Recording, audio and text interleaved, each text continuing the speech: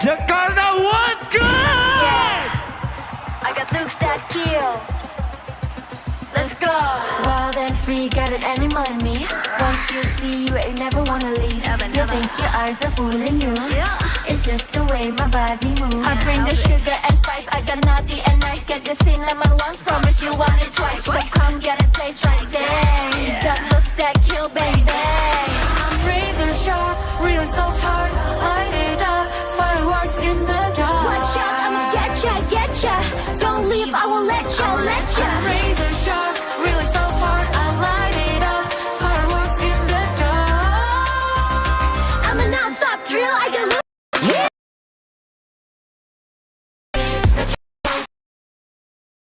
I'ma knock you off.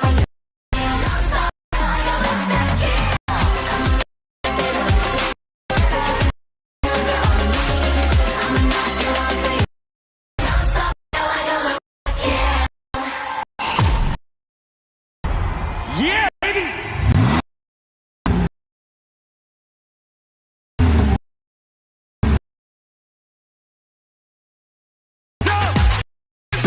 Clap your hands up!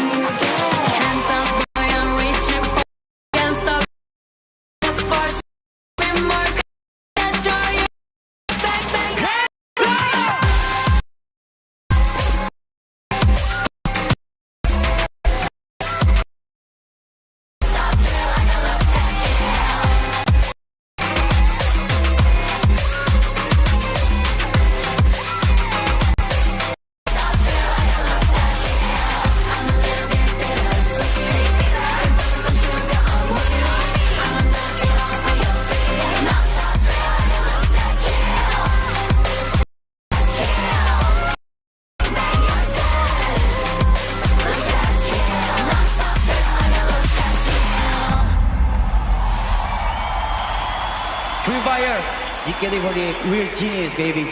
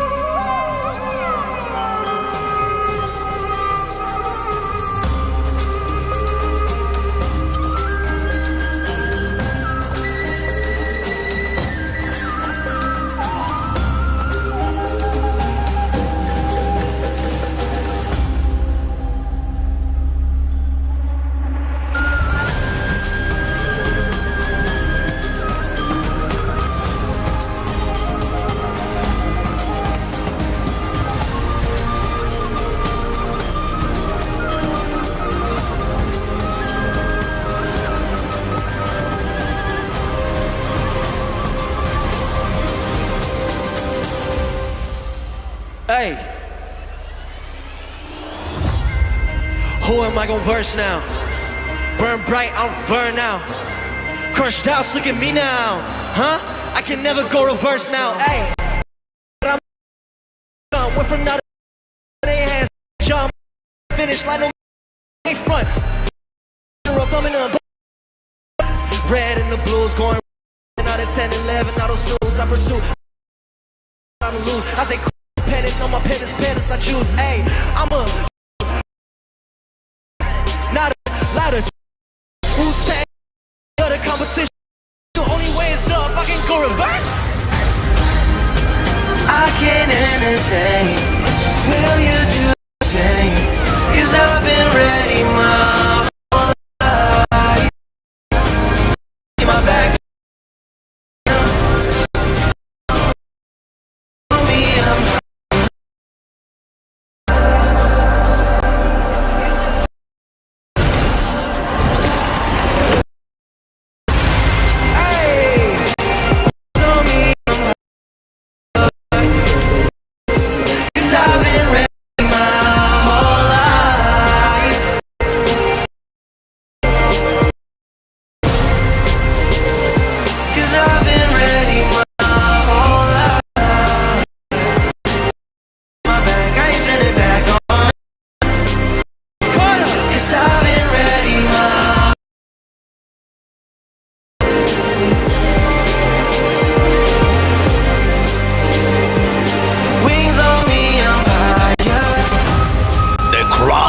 Kings, ready to conquer the world stage at home.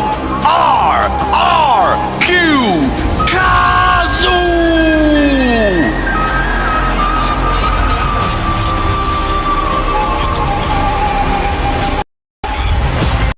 As an explosive B Sports.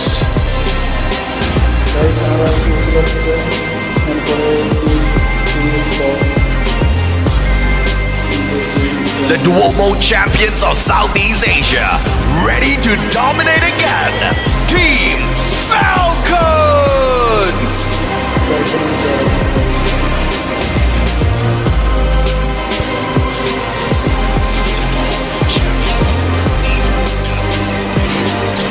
Consistent, confident, and truly solid. Team Solid!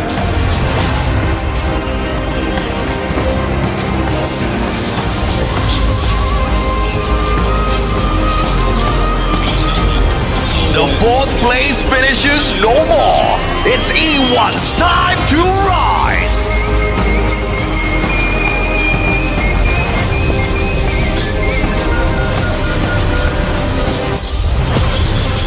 To break out force of this tournament, All Gamers Global.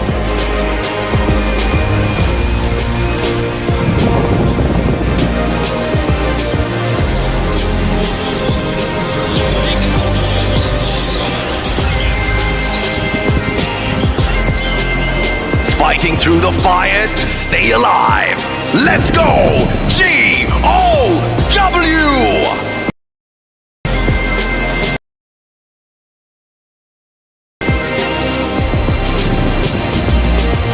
A Thai powerhouse stack with champions.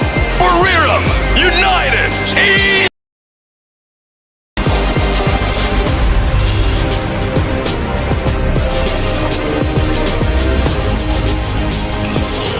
The defending world champions, hunting a three-peat for Brazil, Fluxo!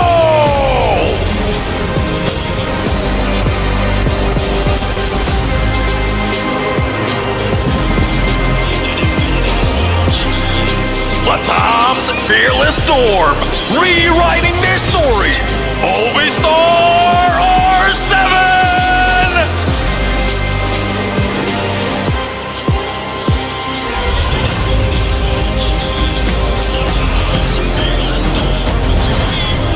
Masters of Chaos and Close Combat, Heavy from Vietnam!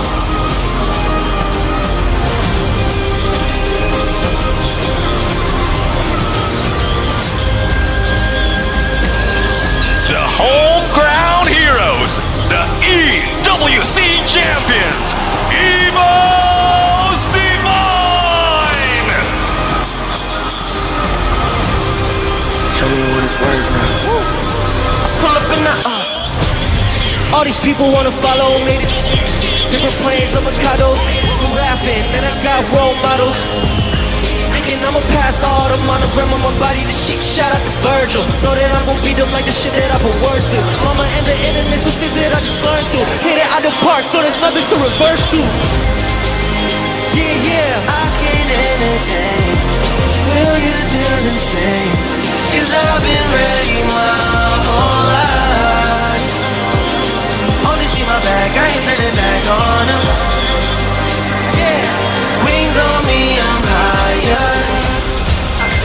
I go reverse now?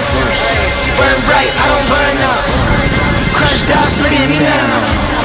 I can never go reverse now.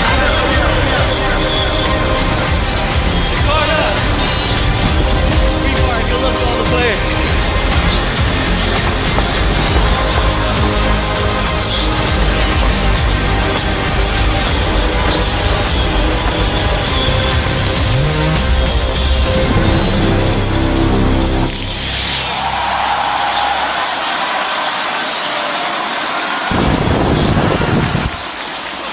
Mana suaranya Jakarta? Selamat malam Indonesia Arena.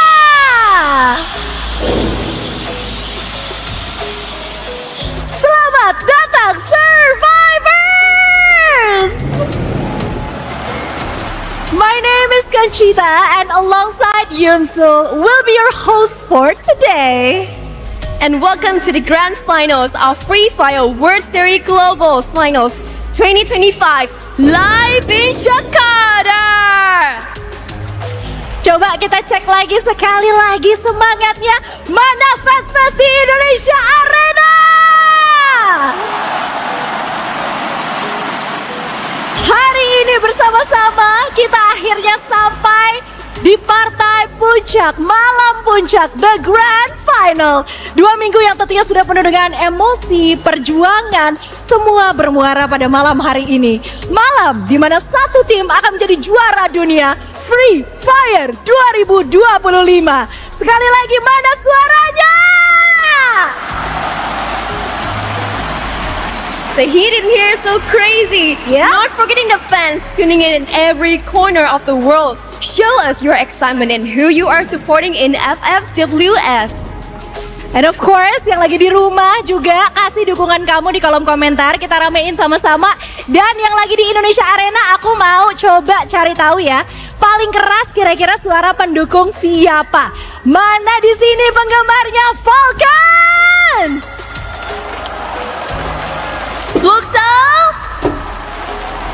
Kalau rajanya tuan rumah RRQ Kazuh, mana suaranya? What about Evo Divine? Oh my god, that was amazing. Yeah. You guys are amazing, keren banget kalian semua Survivors. Brazil enters with fire, the reigning champions, hunting for another title. And together with LATAM, the Western teams are determined to keep the crown in the West. And from the East, Asia's giants arrive with one mission: to finally claim their very first global championship. Thailand comes in at full strength, joined by the new era rising by Vietnam. And of course, Indonesia. 2 home teams, 1 electrifying arena, ready to ignite the night. Jakarta, are you ready? Ini saatnya kita lihat siapa yang bisa crush all the doubts and burn the brightest. To everyone watching this now, the greatest stage of them all, the fire burns here. This is the Free Fire World Series Global Finals 2025. Para pemain sudah siap, penonton juga sudah siap. Without further delay, casters, take it away and good luck!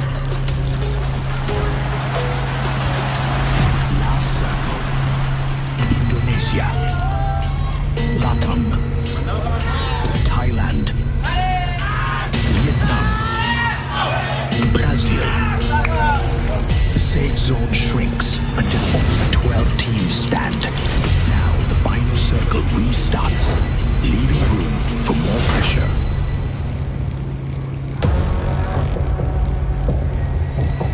Every shot fired, every fleeting moment, every round played, every fraction of a second, the safe zone screams. Some regions faded away. Instead of crushing doubts, they were crushed by pressure. Some of the strongest region persevered under the pressure of their own expectations. Brazil dominance, LATAM trailblazing, Vietnam upsurge, Thailand's talent, and Indonesia pride have all been tested under pressure. Soon, they'll be facing the grand finals, a stage that brings unimaginable pressure. RRQ Kazu tops the knockout stage with 6 Booyahs. The first team to fill the final circle, ready to defend their homeland in the Indonesia arena. Standing beside them, defending champions Fluxo hold their ground, proving they can win on enemy turf. Thailand's All Games global rise as new faces of the region, while Buriram and Falcons recover from slow starts as all 3 Thai teams reach the final circle, waiting to strike. Team Solid and E1 remind us why Brazil rules the West. Every Brazilian team a contender for the crown. Movistar are 7 steps out from LATAM's shadow, finally joining the circle as their region's greatest hope. GOW, PE Sports, and Heavy fought until the end, with 3 Vietnamese teams proving consistency wins wars. And last, EVOS Divine, the hometown heroes, crushed doubts to clinch the last grand finals spot. 12 teams stand, 1 final safe zone until only 1 survives. Crowned as your FWS Global Final 2025 champions.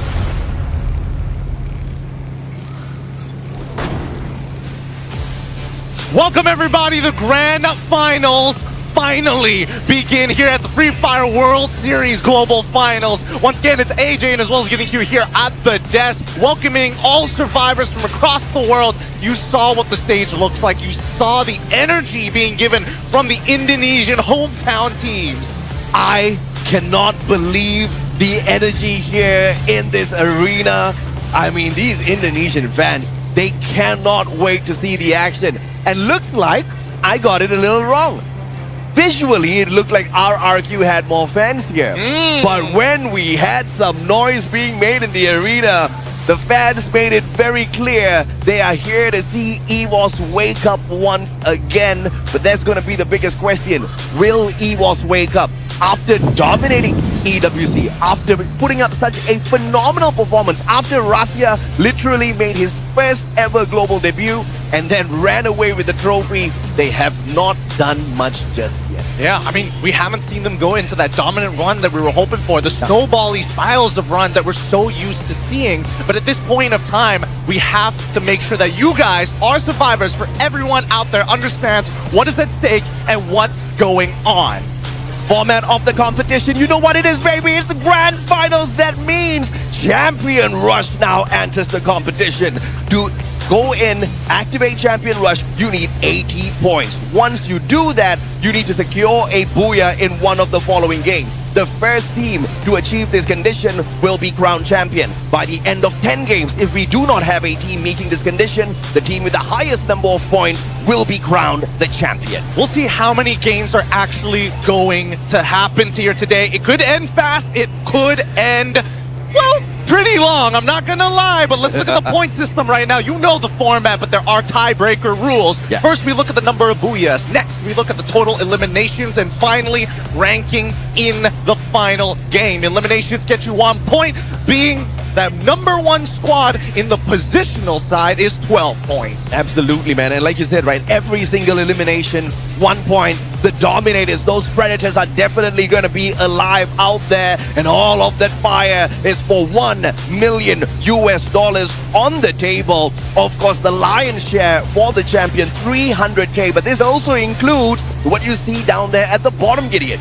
Yep, team of the day gets 1,000, but let's not forget about the grand finals MVP at 10,000 USD. And of course, the grand finals predator nominated by the one player who gets the most amount of eliminations by the end of the tournament with 5,000 USD in the bag. How are they going to do it? How are we looking to set up? Don't worry, we are still following the same unique active skill. Everybody must come up with a different active skill card. You cannot double up on the same thing. This has been one of the biggest game changers here in our esports circuit, and I dare say it is one of the best changes we have seen. But obviously, now with the new meta shift as well, I have to say, it's definitely giving the unique active skill a run for its money. But we definitely do love this adjustment being brought in. The last thing we want to see is 4 Tatsuyas, or even worse, 4 Oscars running around out there.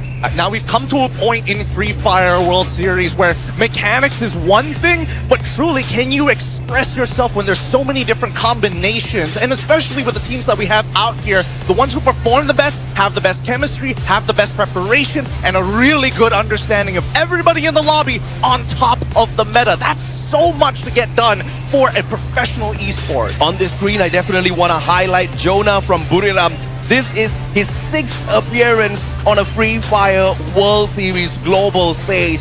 An unbelievable record set. He leads everybody else, and obviously with experience comes maybe a possibility of a domination. Yeah, I mean, talking about domination here, we're looking at some of the other teams, especially our Clash Squad winners, AG Global, dominating that side. And I'm looking at the subs, right? And I saw that even RRQ, they switched out iCal to put in 18 Deer once again. So again, these subs could be the difference maker, especially if they're looking for a different style, a different slice of life to get more points. 18 Deer became famous at EWC 2024 as he played under Gaimin Gladiators. He was known as the Clutch King back then. Will he be the clutch factor this time? We will have to wait and see. And of course, the final page of players, and you see EVOS Divine. The main focus here is going to be on Russia at EWC 2025. Without this super sniper, without this wonder kid, it would have been impossible, but he has been asleep.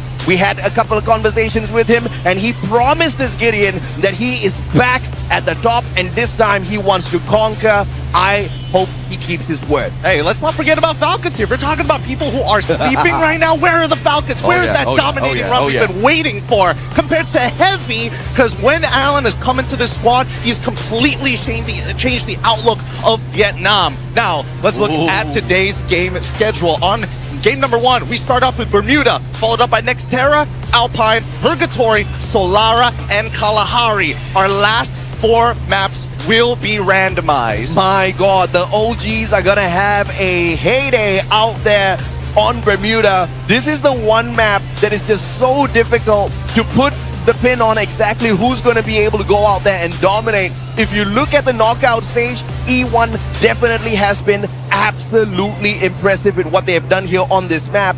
EVOS has been as well as far as points are concerned, but not Booyahs. So thankfully, it's one of the earlier ones. Oh yeah, the fans have brought out the drums. Thank God our earphones are somewhat noise canceling, because right now the energy, oh my, wait a minute, they're pulling it over. Look at the support here for Free Fire. Wow, look at that. And it's not just one, there are multiple being erected at the very same time. What did they say, man? I think the first one that we're seeing in front of us says Conquer. FF Indo Bersatu. That means Free Fire Indonesia United. And they are going to conquer well, we will see Indonesia. Oh my goodness, yeah, dude. As much as I love having that home ground energy, that home ground expectations, it weighs heavy on the shoulders of those who have to play. Oh my God, RRQ is coming up big too! The kingdom of RRQ is here. Long live the king. And this is the fan base of EVOS Divine. I mean, come on.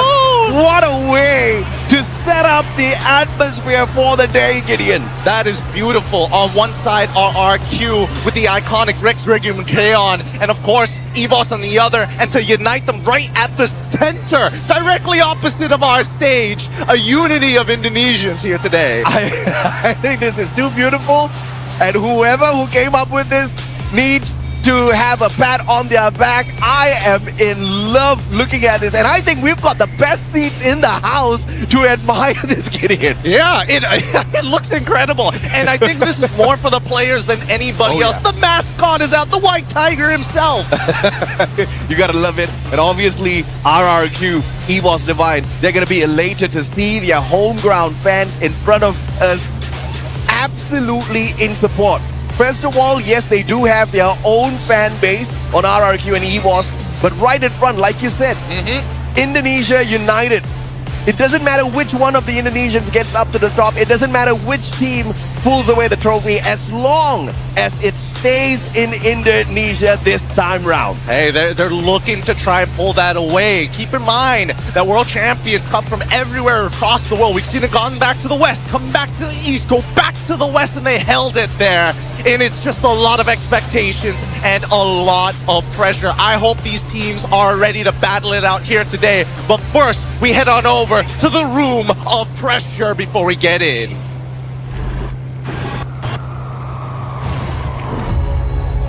The pressure is everywhere. The noise, the weight. Every player feels it. Every team carries it. The higher they climb, to the heavier it burns. Every loss, every mistake, we have experienced it. And now there's no way out, only through. Karena di last turnamen kita posisi 2, kita pasti lakuin yang terbaik di sini untuk bisa jadi juara.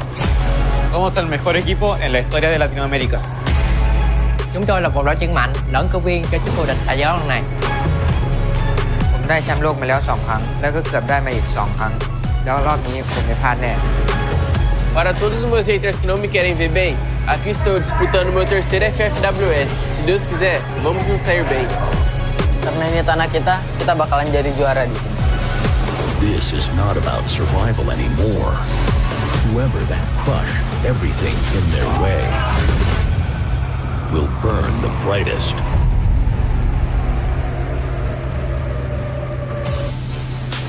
It's time to crush some doubts and burn bright out here.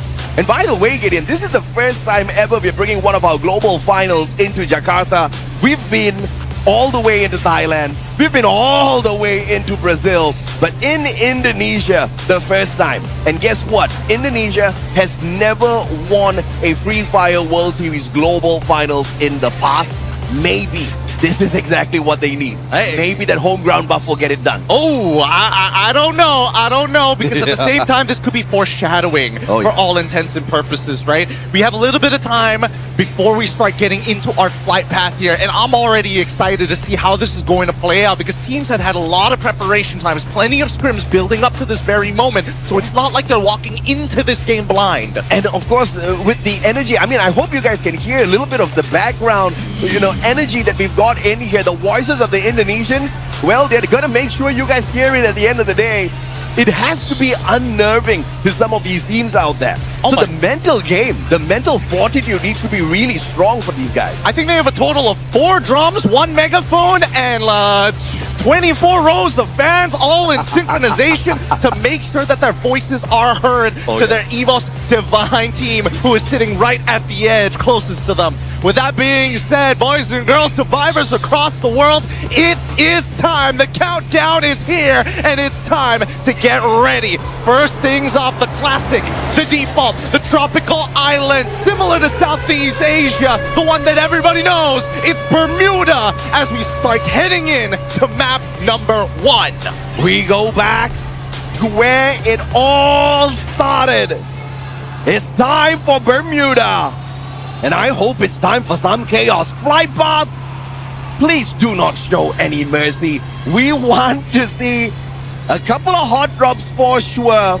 But what better hot drop than dictated by the flight path, which gives you no choice whatsoever. But no, it's gonna disappoint me at the start of the day. Hey, we gotta keep it standard here, right? Let's just set the tone, set the bar for what is to be expected. Yeah. Look, so as you can see, hovering both over Factory and as well as Pochinok. Clock Tower being held on by E1 as Rimnam Village going to be dominated by RQ. In terms of hot drops, potential pieces of contact, wow, actually, Gao, a very wide spread by Bimasaki Strip. Team Solid backing away. And it looks like they've managed to put enough distance between themselves and EVOS. And it looks like the jump pad comes out early as well. Launching themselves away heavy in a battle up against AG Global and the champions of Clash Squad. Off to a fantastic start. Is this the foreshadowing that we need? Oh, I mean, they're coming off confident after Clash Squad, and they're not going to disappoint. First blood already through, and the crowd. I was expecting the Indonesian crowd to only be for the Indonesians, but they just love the action anyways. Yeah, and of course, there are a lot of them are suddenly fans of AG as well.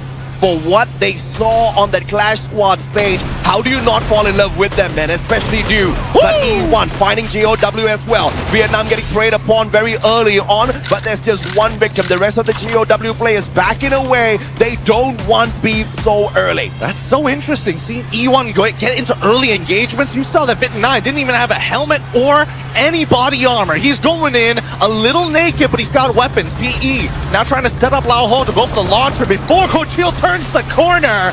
And you can hear that crowd once again. They want blood, and PE does not want to give it to them. You see the pinch down by the south side, and Ray takes out Nolan with the Bison in hand. PE Sports now in the middle of a scramble as RRQ from Hangar is coming to third from the south side. Well, Nolan overstayed his welcome, but that also kept EVOS here for quite a while. Gracia from the shot from afar. AN will connect. Gets the first knockdown, but the recovery is instantaneous from the side of RRQ. The battle between Indonesia starting off hot here at Hangar. Who would have thought this was a possibility? Gracia, a little bit aggressive here, but 18 year choosing not to engage. And now, you see that Coachil, he's going to take first contact here. Walks into a double peek as Abe finds one. Gets a second into Ray. Aim God trades back into Abe. But it's not over just yet. The cryo mine comes through.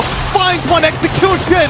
Gracia, he needs to land a couple more shots. Aim God, the only one to bring back the teammates here. An overall victory for EVOS. But RRQ, on the other hand, managing to get the revives down just in time. Big brain flank from Aim God gets the double, and now the Grenadier of RRQ. Dude's trying to get away, but in the meantime, Heavy getting whooped by AG Global, who's not done just yet. 4 eliminations in hand. They are looking to wreck this lobby for sure. Currently leading with eliminations. Bloody first round on all fronts here by the center of the ring. We're not done just yet as Alan in the middle of dealing with Baros, trying to deny him the opportunity to revive his teammates, but it's too late. And for Baros, he wins the 1v1. Heavy still in it to win it though. However, they only have one member left. BRU facing off against R7. Back to back to back. Here comes the action. Jonah in a sticky little spot. Hax though, connected from afar. Wasana trying to look for one, but Moshi will drop Hax on the ground. Gameskin gets caught as well. The super sniper of Buriram is alive and kicking early in here today. Oh, R7, they've already taken 2 casualties at this point as BRU. Despite losing their captain, it doesn't mean they don't want blood. Della needs to win this 1v1. It's down to the wire. 1 hit to 2 hits. Della able to get the inhaler off. Wasana tops himself off. Second inhaler coming through. Dash is past with a valiant dash. Wasana secures the elimination.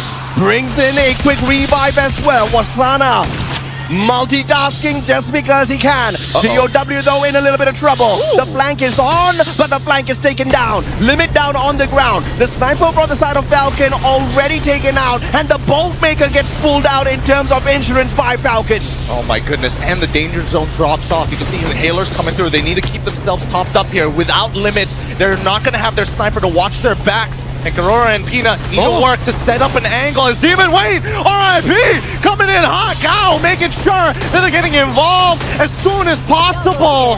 I thought RIP had an amazing angle, and he did come in with a hot flank. That was not a Falcon bolt maker. That was a GOW bolt maker raining down those lightning strikes on the Falcon players one after the other, cutting down their chances of survival. But they do manage to quickly disengage, and GOW have managed to play a little bit of recovery here, picking up 3 points, and so does Movistar R7 on their revive. Again, action has not stopped from the get-go. Everybody has been at each other's throats. Now coming back to Gao, EVOS looking for the third by Shipyard. They reaffirm the information with the help of Rashio, who's looking for a different angle. Aim God and Ray looking to hold the front line for as long as possible. Hans needs to follow Demon. He's cut off from the angle and now gets gunned down as he's isolated, allowing EVOS to spill on through. There you have it. EVOS finding the quadra kill, eliminating Gao as your first squad to bow out. Unbelievable. 7 eliminations straight here for EVOS. Oh boy, EVOS. This is the momentum we were talking about. 7 eliminations in the bag. Everybody else is trying to keep up with them. AG at 5, but luckily, at least for Heavy, they managed to get the full recovery. However, coming into that second ring, which is about to reveal itself soon, they need to get loot. They need the equipment. A quick hit list purchase here just to avoid more engagements. Falcons, they do not want more heat. Looking for the spot. Wait, no! They're going in for the chase. Joker's going to be in a lot of trouble. That hitless purchase. Falcons wants elimination points early. But E1 on the other hand was and dash straight to Vitin. Gets the knock with the M590. Jonah follows up as well. Buriram on fire. Beautiful play coming out from Wasana alongside Moshi here. Now they just need to take out Vitin XP and they might have a full squad wipe. Now as they continue to jump around, Wasana finally takes him out and allowing Jonah to come back in. E1 managing to get enough revives still to keep themselves in the game. Chad, can you believe what you're seeing? Back to back to back to back action. It just has not stopped. And Buriram out of nowhere now, equalizing with EVOS. 7 eliminations per squad here. And AG Global needs to catch up. But what a phenomenal start by the East. Let's look at the next ring because so far in the blue, it's coming from EVOS on that northern side from Plantation. Observation is where we see the full recovery of Falcons as they're trying to cut through Bivasakti's strip. However, in the center, you see that BRU are already in position alongside with Fluxo on the southern far south side, and right smack in the middle is Team Solid. These are dangerous positions as the West has shown that they know how to read the ring and they know how to find a god spot when they need one. I was just wondering, where in the world is Fluxo? Where in the world are the teams from the West? Looks like they are playing together here in the far off corner of Kotatua. Will Fluxo take advantage? AG Global dropping by as well. Quickly flipping the script into a East versus West battle this time round, allowing Team Solid to be the third party in the situation. Goldmaker brought upon by Team Fluxo, and AG now in a lot of trouble. They're trying to chunk out as many people as possible as MT7 goes onto the south side to find on the low ground maybe a common angle to bait them into. Butsin needs to buy a little bit of time, but AG take the far north side to deny the angles. They notice what MT7 is trying to do. It's going to be a bit of a long trip because their big problem is due, and they know it, and they want to take him out as soon as possible. The bigger problem is potentially Barros here. Barros has got the M79 grenade launcher, waiting for the timing. He cannot wait for too long. Cypher and Team SR trying to find a little bit of revenge here after Dew gets taken down. No sniper in a CQC is not a big problem, but no Cypher is a big, big problem. What an A1. It hit all three of them. No abilities to use. Wait, no, Team Solid now getting involved from the side of Kotatua on the west half of the map. Barros finally out. And that's 11th place for AG here in map number 1. Revenge for Clash Squad yesterday.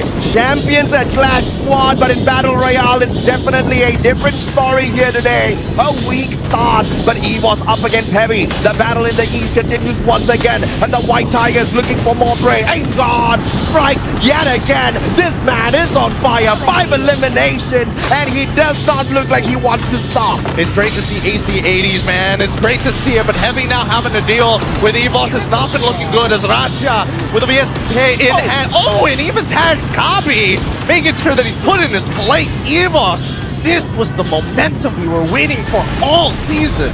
Velko Shield flanking around from the right, but the jump pad allows a quick evacuation of the area. Heavy in a lot of trouble just moments ago, but EVOS, if they go in for the chase, they might just end up right in front of E1 Sports. And we just saw the flag of AG Global being burned on the LED screen right behind us. I mean, that's a beautiful addition to the tournament, I have to say. Hey, man, if it happens in the game, it's got to happen on the stage as well. That's the production we're talking about here. Every year, it only gets better. But now we need to start talking about this third potential ring. We've got 3 seconds left.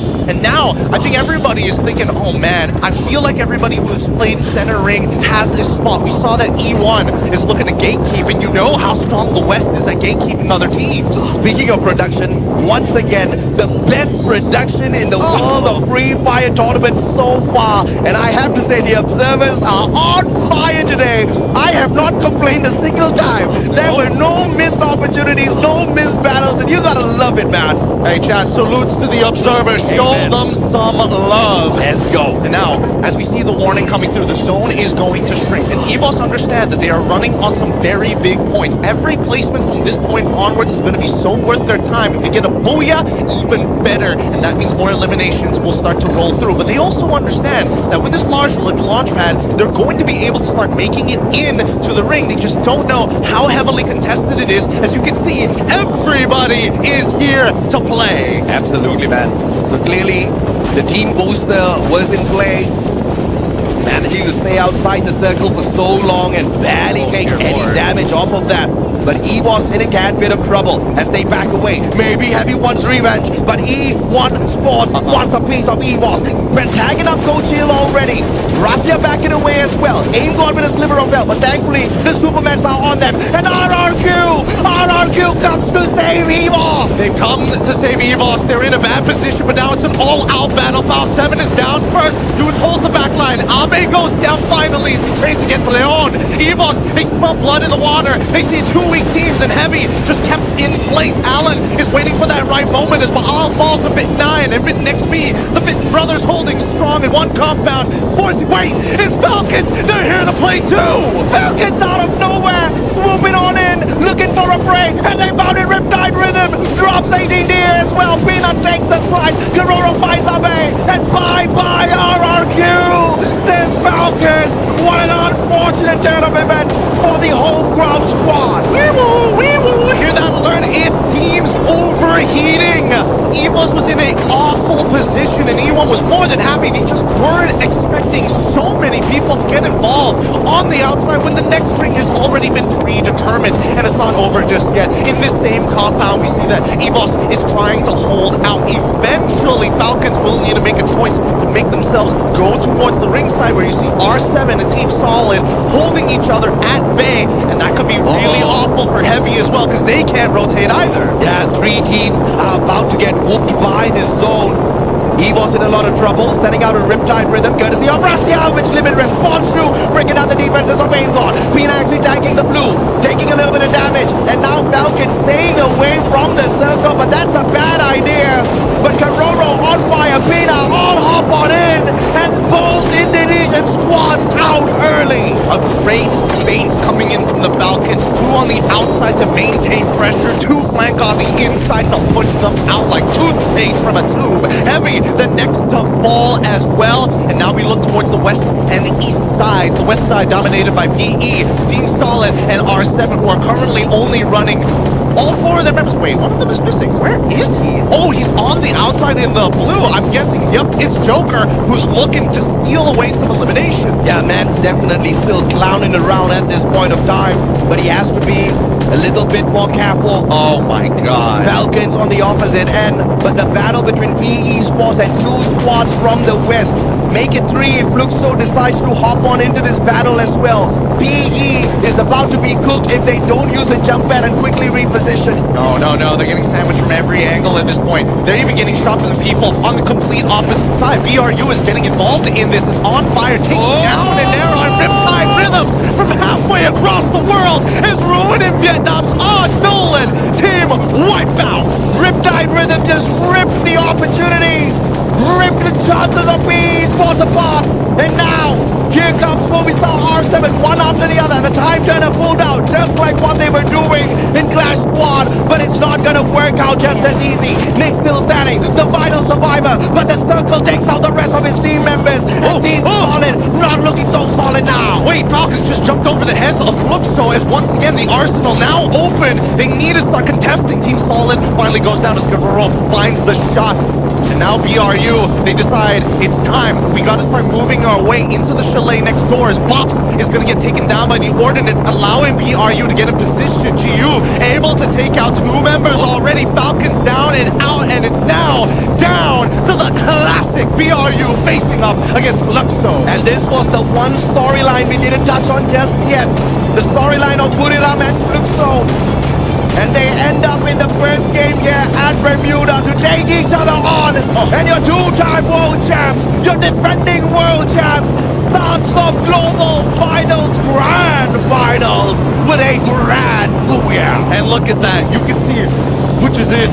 He is hyped. He knew that launcher was going to come in handy, and he was making plays alongside with GU to keep him in check. Luckily, they got Bobs there. Cool as a cucumber. He's telling the rest of the team, yo, it's just game number one. Great booyah. Let's keep up that energy. Because again, early game, not much contention. Only 1 point of contact before making it in towards the ring. BRU slowly but surely actually rose up to become elimination leaders by ring number 3 and 4. Yeah.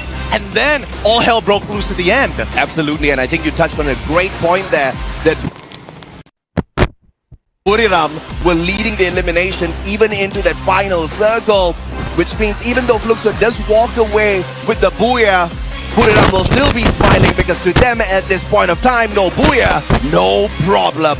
Let's take a look and see exactly how the performance was here for the players on the side of Fluxo, because they definitely had a very solid game plan, unlike Team Solid, who spent a little bit too much time outside in the blue. It cost them. I mean, yes, they did spend some time in the blue, but they found their initial position, but they gave up their position because they were looking for eliminations. They noticed very quickly, hey, we haven't had much contact ever since ring number 1. Yeah, man. So let's get involved here. Now, let's look at that final moment here between the two teams in their little flash squad of their own, because I want to see that launcher coming in huge, man. Oh my goodness, right when it mattered the most. I mean, if you are the raiding, defending, back-to-back champs, this is the best case scenario. You start the day off and you are starting off with the peak of excitement as well as confidence. Yesterday was a little bit of a disappointment when they faced off up against AG Global and they took that second place in our Clash Squad Grand Finals. And of course, some questions were there. What's that going to do to the mental state of Fluxo?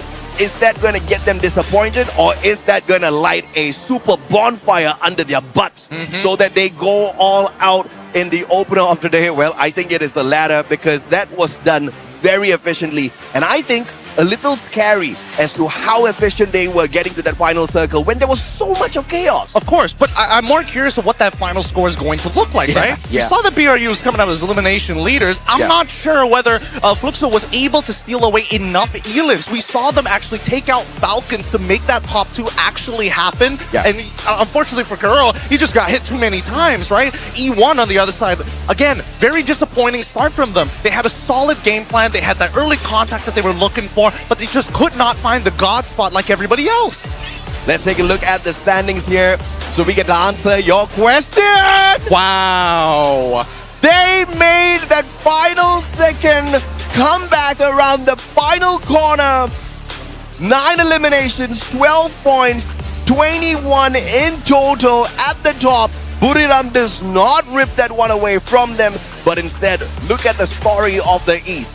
Falcons and Buriram, both on 19 apiece on that second and third spot. Yeah, pretty crazy how close it was for Team Falcons, because again, they were the ones who had to technically reset 2 times, well, half reset 2 times in the middle of that fight. Great plays all across the board, but I think that, again, feels like there's too much gasoline being poured on such a small fire here in map number 1. Absolutely, man. I want to highlight EVOS as well, but we'll come back to them in a little bit. Booyah team stats here. A124, Skylar, Steffi, Oscar. And I have to say, this Steffi was a lifesaver for Fluxo in a couple of situations. Those nades, they're definitely looking out for players like Dudes to kind of be roaming around with the M79, ready to pop them with the lethals. But they were ready for the battle. But one of the more effective manner of jumping into the battle, when you're dealing with an Oscar on the opposite side in the hands of Wasana, you pop that A124 and Bob's had that on time. Oh yeah, let's not forget, MVP coming into GU, because again, we saw that initial pick. Oh no, one of our team members got knocked down by Ordnance. Instantly, GU on the scene, not only to provide covering fire, manages to save the down teammate and denies more Ordnance from their opponent, allowing the launcher to come into play. With that being said, low damage numbers because they've been playing really, really chill the entire time, but with the SVD in hand, he's landing just enough shots to keep him at bay. GU with his 5th appearance here on the Grand Finals of a phenomenal journey in Free Fire World Series. Twice with Magic Squad, 3 times with Fluxo, with this being the 3rd. And this is no better start for them and no better way to start the day off as a whole, because the two main teams that many people have got their eyes on, Buriram as well as Fluxo, it was poetic seeing them in that final circle together. It really is. Again, it feels like we're replaying moments in history time and time as time goes by. And I think that even Falcons, they wanted to be part of it. It's like, no, we're trying to rewrite it here. Fluxo said, no. It's between us, sir. Please step out of the arena. Now, I did notice that amongst a lot of these coaches, worried looks, seeing how aggressive and arguably more bloody than what was expected. For the Fluxo side, they're less worried. Their pre-preparation came into play very nicely. But for everybody else, instantly, hey, there are adjustments that need to be made. And now, I think it's a good time to bring up EVOS, right? Because on this highlight, we will be able to see quite a lot of them, because in the initial parts of the engagement, EVOS was doing a lot. And they had built up to more than 10 eliminations, but only walked away with 3 placement points. Unlike RRQ that got eliminated early, EVOS launched themselves up towards the top of the leaderboard, which is super impressive. Oh yeah, again, it's giving me like flashbacks of what happened during EWC and even the entirety of Spring, right? This is how they like to play. Go all out right from the very start. See how far we can get. And if we could snowball that lead and double it at the very end, it's way more worth it than just doing nothing. Absolutely, man. And of course, for the team that did barely anything in this first lobby, not by their choosing, RRQ, fate just wasn't on their side.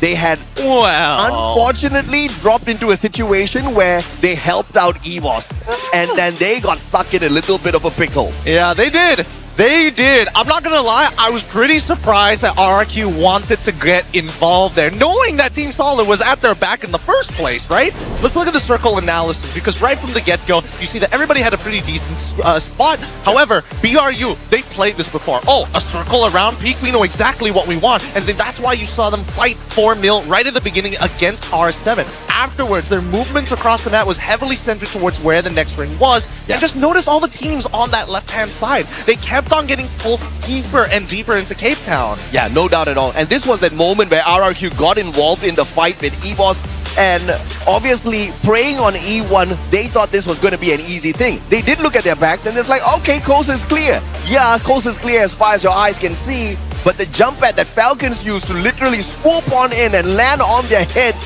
was unexpected, right? And we could see dudes kind of hanging back, waiting with the grenade launcher, but the counter for that was just so beautiful. The Steffies were popped. None of those nades out of Mr. Dudes could do anything to these players. RRQ, they had a grand plan. Unfortunately, these other squads had the fantastic counter of Steffi. Oh yeah, they were just adding things into the pot. Every time they were trying to concoct that potion, just a little bit more before it finally blew up in their faces. However, I am surprised about the overall performance. Why didn't Heavy get involved? They really stayed passive even though they heard everything that was happening, especially when the Falcons got involved as well. I think there was a prime opportunity there to really start hurting. You saw Alan just waiting by that window and just slowly harassing members who were walking by. Yeah, welcome to the world and gameplay of Vietnam. That's just Heavy. That's just how Vietnam functions. I mean, sometimes they're super hot, and then most times they're kind of cold. But hopefully, that is not the strategy that they're going to be carrying in some of these other matches. Maybe the lesson was learned early, and that's a good thing for them. Hey, a good thing to learn, because again, we still have plenty of matches to play. Now we go over into Nextera. Again, plenty of compounds to play around. The circle can be sometimes unforgiving, but for the most part of it, everybody has a rough idea of what they want to do. From early aggression, I don't know if game number 2 is where we're going to see teams just kind of chill out for a moment, right? Because now that you've got that first taste on a map like Bermuda, we're expecting it to kind of spill over for the next 2 maps before the reset. Yeah, absolutely, man. And I can't believe the pacing that we are taking through the grand finals here, because it's not like we're speeding things up, but it feels like it's just breezing through, man. I can't believe we are already approaching game number 2. Nextera, obviously, the futuristic city is gonna be a tad bit more difficult to maneuver around. Not many teams have found full mastery to play and dominate on this map just yet, like what we saw in Bermuda. I do expect a little bit of a slower pace in Nextera. Well, and that's why I'm looking at teams, especially from Vietnam. They know how to make this map work in their favor. They know how to utilize those angles. And I think after everything that we saw in map number 1, there is a, well, I don't want to say it's just an Indonesian saying, but a lot of influence comes from it. Gas gas. They're just pouring fuel on the fire, and it's infecting everybody with how hyped this arena is. Speaking of fuel on fire, the team that is usually on fire at Nextera is the one and only Buriram United Esports. From the knockout stage, they have brought in 2 Booyahs to their own. And of course, let's take a look at some comparison here. Free Fire World Series 2023, Buriram versus Team Fluxo. The average of points kind of leaning towards Buriram. Exactly, and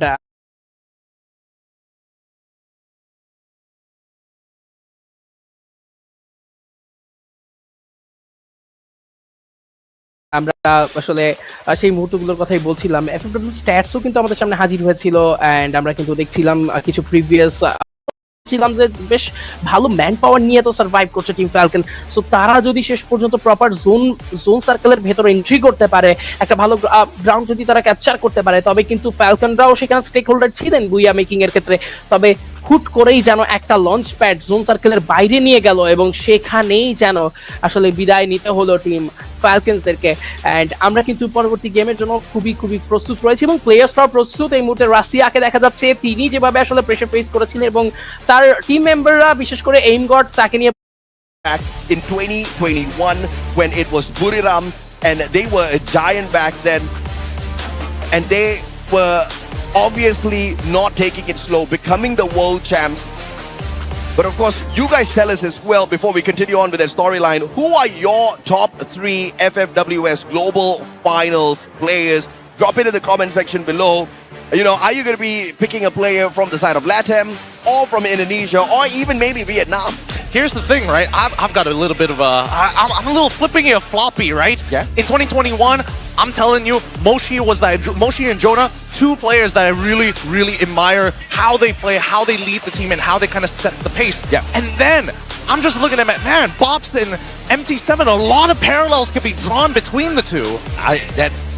I do not disagree with you at all, man. FFWS Singapore 2021 champions as the Phoenix Force. And in 2022, FFWS Sentosa, Buriram, runner-up as EVOS Phoenix as AAA. Attack all around, took the crown.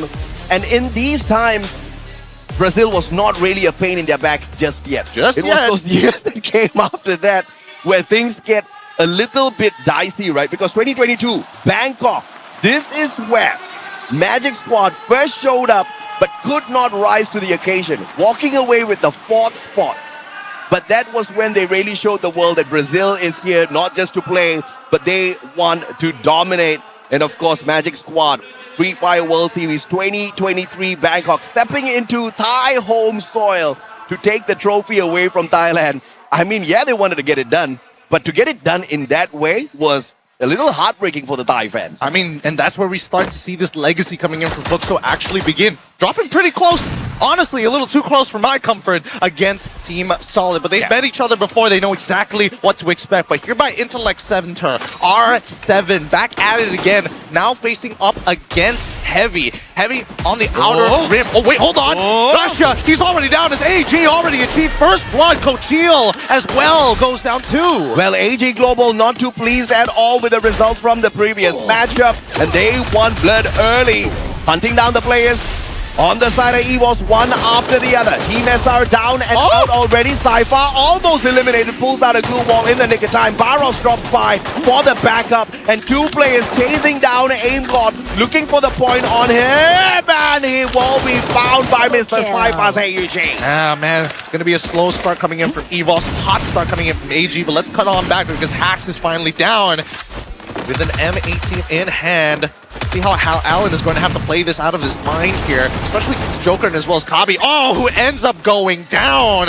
Nothing much you could really do. Allen unable to respond in time. Don't Cry is going to have to get involved here as Mufasa is holding a really far off angle, but there's just too many things in the way to safely protect the rest of his team. Don't Cry, he's making sure that he's watching the exits, and now that he's been flushed out, Della is going to take the space. Allen up top. As the shorty in hand, looking for Games King. It's all about timing here. Mufasa out in the open as well. We thought Heavy was taking a little bit too soft of an approach earlier on, But I guess they're trying to flip the script for themselves this time around. Allen with that high ground, spots out Joker, gets the initial first few shots, follow up by Mufasa. One more down, and a very important player of all, the sniper of Movistar. As Mufasa now catches sight of Della. The plasma gun doesn't deliver just yet. Oh! And what a turnaround! But unfortunately too late, and Movistar R7 Latam crashing again. Heavy.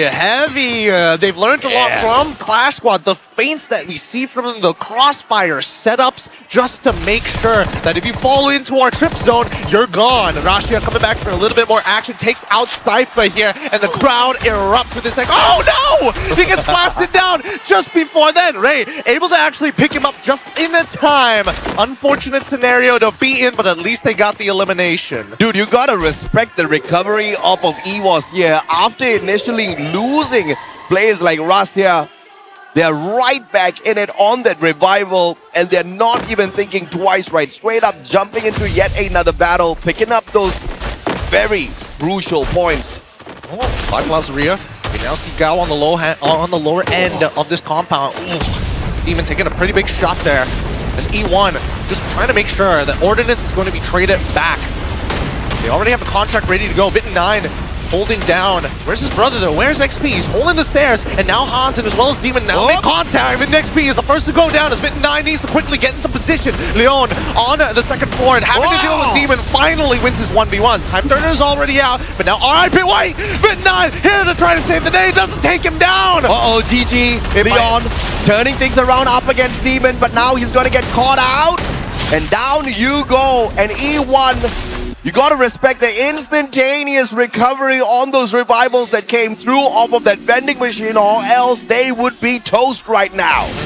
And while this is happening, it looks like EVOS Divine has been hovering around Plazaria, trying to make sure that they can try and claim this contract of their own. I'm not sure if they're the ones who threw it out. No, they're definitely not the ones here. As Ingod and Ray find revenge. GOW now taking a lot of eliminations here. They didn't expect Ray to be coming up from the top. Gonna be taken out too. That's a quadra kill already for Ray. 8 eliminations once again, trying to just lead the pack. Yeah, man, I mean, excuse me, sir. What are you doing at the vending machine there behind your glue walls? Let me take a peek. Unfortunately, he didn't just take a peek. He took them down. And EVOS now leading the leaderboard with the most number of points. 20 eliminations in total. Only 3 out of the 23 coming through from placements. I mean, if you want to dominate, that's a fine way to dominate. Hey, speaking of domination, look at Russia, King of the Skies right now as Aim God gets put down by Lao Ho with a single headshot here. And now they immediately take him out. As GOW looks to recover, Russia is trying to make sure that this territory that PE is walking through, you're not getting to Ray without some form of damage. And LBT goes down because of it. Unfortunately for Ray, Nolan is there with a Trogon in hand to say, nah, stop right there, sir. Well, they can't afford to get taken down, and Rastia knows that well. Some shades of EWC there as the Wonder Kid Rastia, the sniper of the squad, backs away to play recovery to bring the rest of his team members back in it, as Coach Heal will be the distraction. But he comes across his brother's RRQ, and obviously this is not going to be an easy run for him. Here comes the plushie out of Nero, making sure he stops all of his glue walls. But just that one glue wall up against the army of RRQ is not going to be enough as Coach Hill gets shut down. Yep, but it's not going to be the entire squad wipe just yet at the very least, right? EVOS, they may still be leading the pack currently, but they need to make sure that they recover because now the first ring is about to end. The second ring is going to be a huge shift, especially when we're trying to figure out the direction of which it's going to pull towards.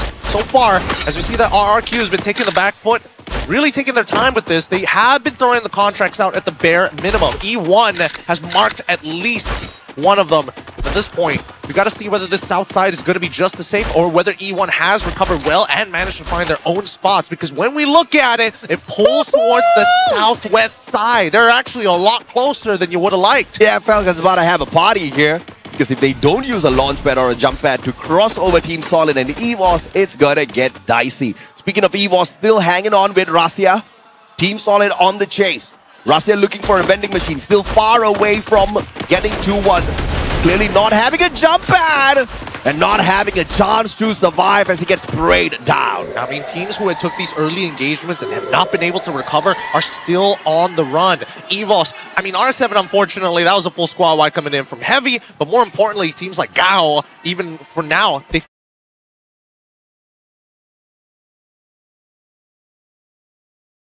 finally find the full recovery as well. They don't want to start chain dying just yet. Running into the clutches of another squad! The firing line of RRQ to defend the kingdom here in Indonesia. Out of the pan into the kingdom of RRQ as they get burned down to the ground.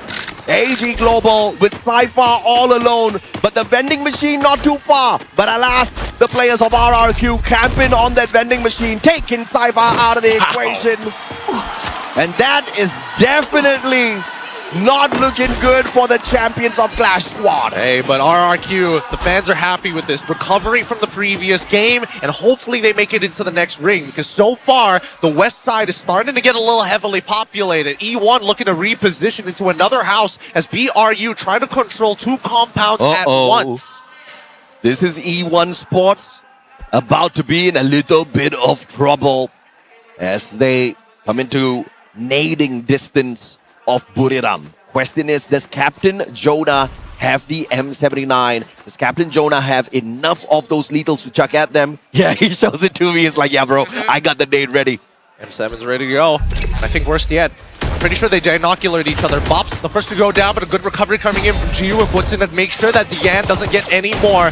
Dian has to win this now, but Butson, he's got enough EP, and Butson puts him down into the dirt. Wonderfully played by Guchizin. Didn't even need to wait for the rest of the backup. But you can also respect the play from Fluxo out here. Not sending so many of your players to go in for the hunt, just in case there was a trap set up there, which we've seen executed by so many of these squads so far. And on this west side, just north of Grav Labs, where you see RQ hold, 3 teams in one perfect horizontal line. BRU, E1, and Heavy, who have been playing on that outer circle. Hopefully, based on what we've seen, how accurate it is on the reads of the ring, they're hoping that BRU has got that read right. As long as that we see Falcons coming out in towards the Grav Lab side, right? Just a different compartment as they slowly move to the center. Falcons, great rotation to find the safe zone. And they don't really have to move too close to RRQ in a situation like this, but the circle will bait them in, pulling them closer into a potential skirmish up against RRQ. And I don't know if that's a good thing for RRQ. Yeah, and I'm more worried about teams who want to come from the north side, because that's where we see Fluxo actually having the most amount of space to work with. Heavy, they're like, thank God, we don't have to move too much here, but we need to make sure that we conceal our presence. E1, we saw what happened the last time. They like gatekeeping, and they will go out of their way, even under heavy gunfire, to try and steal some eliminations at this point. BRU notice what is going to happen, and they might just pounce with all of the commotion happening right at their doorstep. Yeah, FGL straight to the walls, but E1 will not look to get into a full-on skirmish with Heavy just yet, and Heavy sticking to the very edges of the zone. And the good thing of this play is they don't need to worry about their backs just yet, unless, of course, someone surprises them with a jump pad. But the likelihood of someone dropping outside of the circle is very low. So Heavy, this is a fantastic rotation for them for the time being. Wait, for the time being, because again, when is Fluxo going to start peeking? As we see that Heavy actually wants to make sure that they eliminate the angles here, as they actually want the position of E1. They saw what happened the last time. They have the same mindset. UAV glue walls come through, but now even the Valiant Dash has been busted through. Luckily, a quick reinforcement by E1 to allow Vitten9 to recover, as we see the cryo mine being thrown out by BRU. The commotion is really stirring the pot. And if, oh my goodness, great nade coming in from Alan, and now the entry as they start walking through, clearing out room by room, another nade to take him out. Pops taking out Kabi in the back, unfortunately. Fluxo finally getting involved, but this forces Heavy and as well as E1 to just cut this compound in half. Oh, beautiful throw on that narrow, the plushie straight towards Vitten9. No defenses for you, sir, just yet. And a 3v1 up against Vitten XP, dropping him down onto the ground. No pickup available for E1 in the east versus west between Heavy and E1. Heavy will take the ground. Now we look at Falcons, team solid. Lower ground by Falcons, higher second floor floor and third floor held by Team Solid. And look at where Limit is, right? Just making sure that nobody can just walk past these windows without feeling some form of a fire. And I'm pretty sure those team boosters are helping him stay alive a little bit longer on top of the med kits. But how many resources are you willing to use before you reposition? Now the launchers are starting to take shape, and the cryo mine as well, just to allow and soften up, tenderize these pieces of meat. Maal takes out On Fire somehow from one of the windows. Time Turner looking to regroup the team. What a fantastic Time Turner pull just to make sure they block off the access off the door. But it cannot stop the Oscar. But what will stop him is a gunshot straight to the chest as he gets dropped. Nick taken out of the equation. Hack down on the ground. Falcons, they want a re-engagement here. Kororo breaking down those glue walls, going for the pickup of his own buddy. Oh my god. Can't get there in time. And Falcons just left with one final survivor. And revenge time. RRQ is here for Kororo's head. Oh my goodness. The worst time possible at 10% of his HP. Falcon's last member, Kororo, is just going to tank through it as we see that RRQ are making sure that this small but very effective blockade is going to take out another position. Falcons are done. That's another position earned. They just want 4 more, and they find it here as they eliminate another squad. That's going to be Team Solid at 6. Kororo knew his fate was sealed, and he hopped on in there, got one knock first, and helped out RRQ.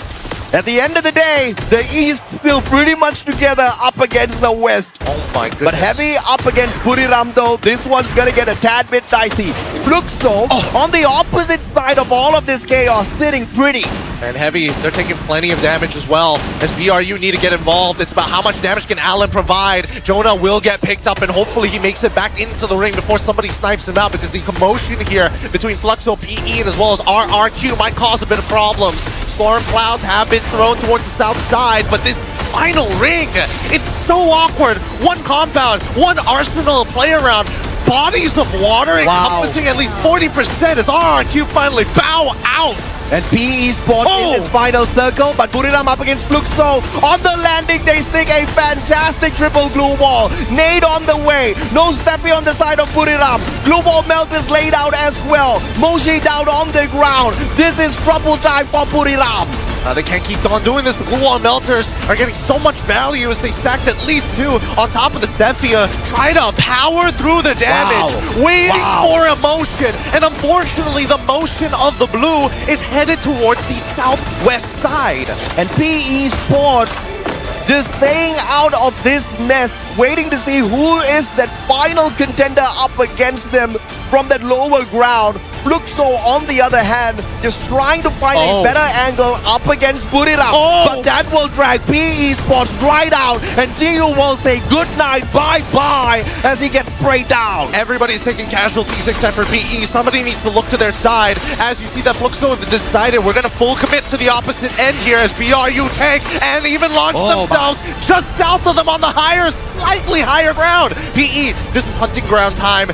They need to get aggressive, but unfortunately, they know that BRU is waiting at the top. They're trying to influence Fluxo to go to that side, but they refuse. Pops goes down first. MT7 alongside with Nolan put down to 1 as MT7 finally goes down, and PE, 1 member down. It's a 3v2v1.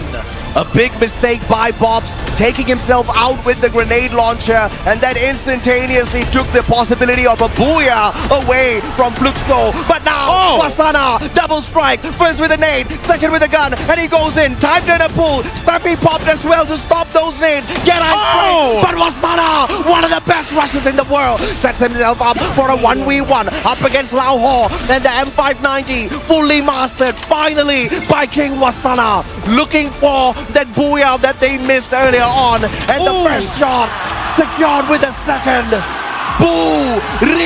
Buriram makes their comeback and secures the booyah. They're here to play. They're here to play. Wasana take it all in.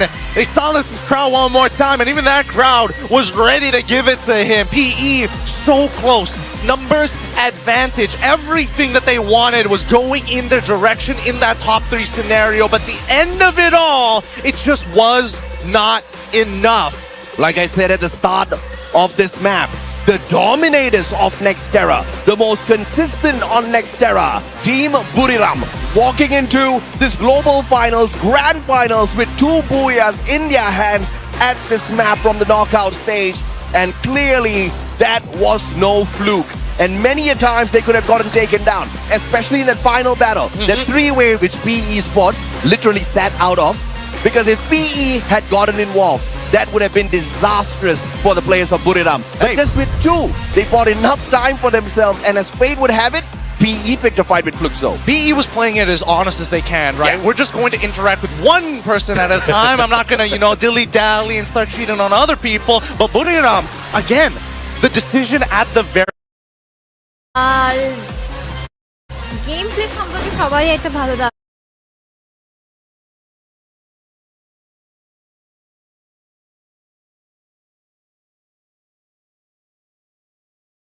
আছে তো ওয়াসানা কিন্তু আবারও world সিরিজে ওর game play আসলেই কি ওর IQ He pulled through at the end. And what Bobs did in that final moment is definitely going to linger on his mind a little bit longer than he would want. Because if you take yourself out with a grenade launcher in a moment like that, you just literally gave away a Booyah opportunity.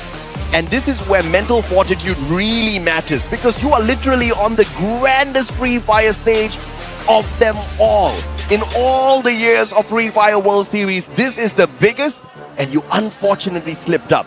So if he does not put a smile back up on his face and bring that confidence back, I'm going to be a tad bit worried for Fluxo. I'm not worried about the Western teams when it comes down to vibes, right? Because that's something that's inbuilt into them, right? It's something that they feel in their blood, the passion for the game and also the mental fortitude. Let's look at the game standings, because even though he took himself out, PE Sports come out huge, 22 Fluxo. I mean, it's not the big 2-0 that they were looking for, but good enough. They still come out positive from it. Buriram only managed to get 20.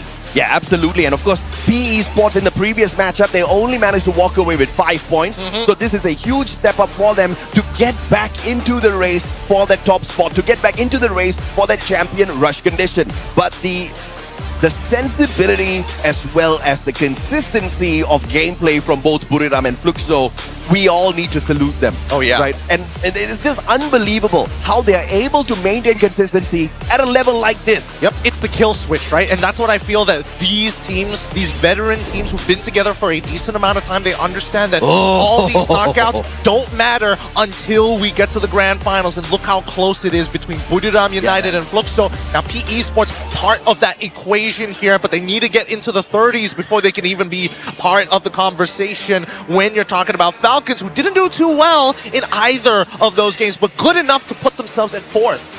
What a phenomenal jump here for PE Sports. I think they were somewhere around the 8th or the 9th spot earlier on. And this is a massive leap for them because of what they just did.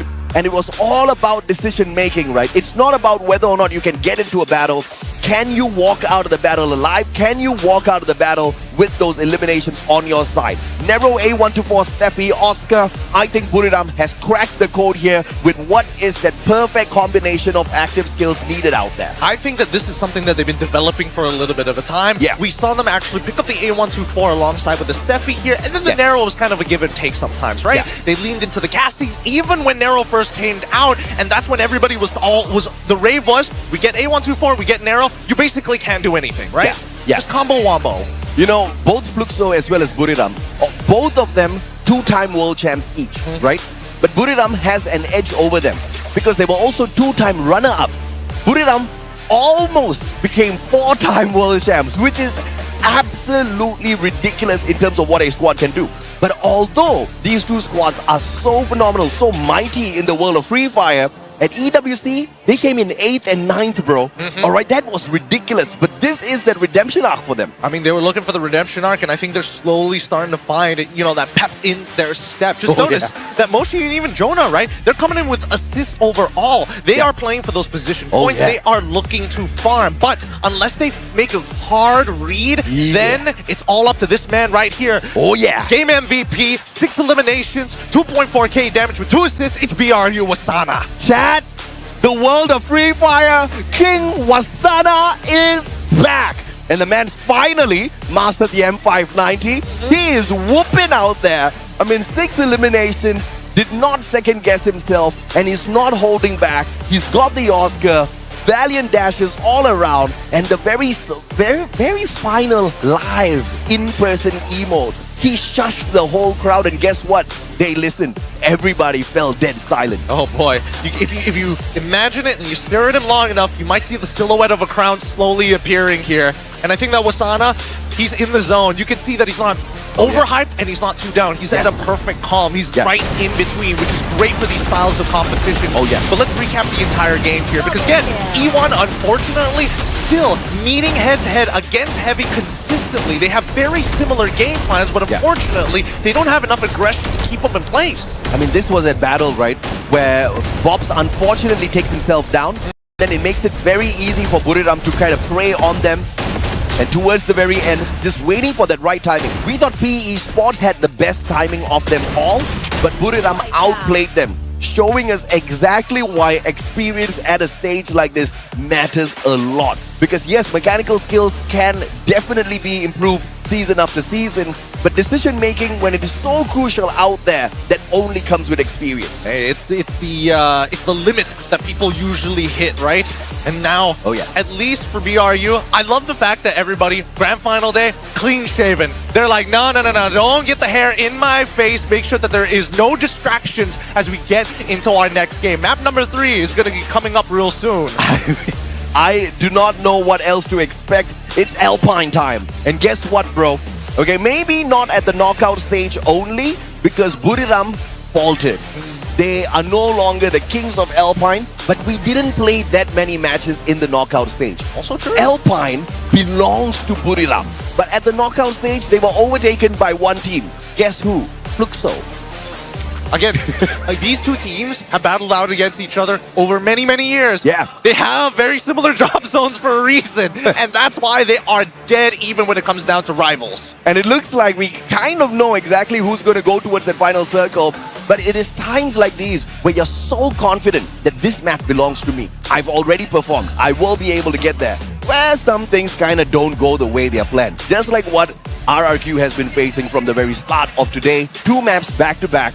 It has not gone their way. Yeah. Now keep in mind, this is the championship rush format, right? Yeah. So it's more so that you want to have a high median number of points every single time until you're past 80.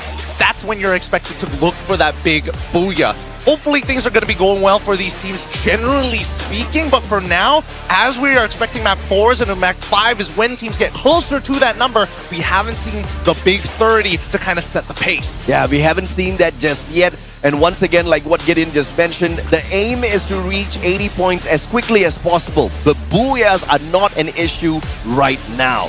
But after the booyah, after the 80 points, you need to really secure those booyahs as quickly as possible, because we have seen in the past teams who have activated the champion rush condition still failing to get it done. But of course, ladies and gentlemen, boys and girls, enough of us two boys. We gotta bring the pretty ladies back on here on the stage. So back to Yunsul, you guys go. Alright, thank you casters. Woo! What a game! The action, the clutch plays, everything was so intense. Keren banget gak sih? Yeah, it's been intense. Players showing skill, style, and poor sorcery out there. Speaking of sorcery, do you know what else is stylish and supernatural? Oh, I know. Where are we going right now? Are you talking about curses and domains? That's right, because something epic is coming to Free Fire early next year. That's right, Free Fire is going to have a crossover collaboration with Jujutsu Kaisen. Yes, you heard that right, survivors. Your favorite sorcerers from Jujutsu Kaisen are coming to Free Fire starting January 2026. That is insane! Imagine we get to be our favorite Jujutsu Kaisen character in the game! Can you imagine Gojo in Bermuda? That is an instant highlight reel for me. Get ready to unleash your curse power, Free Fire style. Alright, without further delay, let's take a look at the announcement video. Here we go!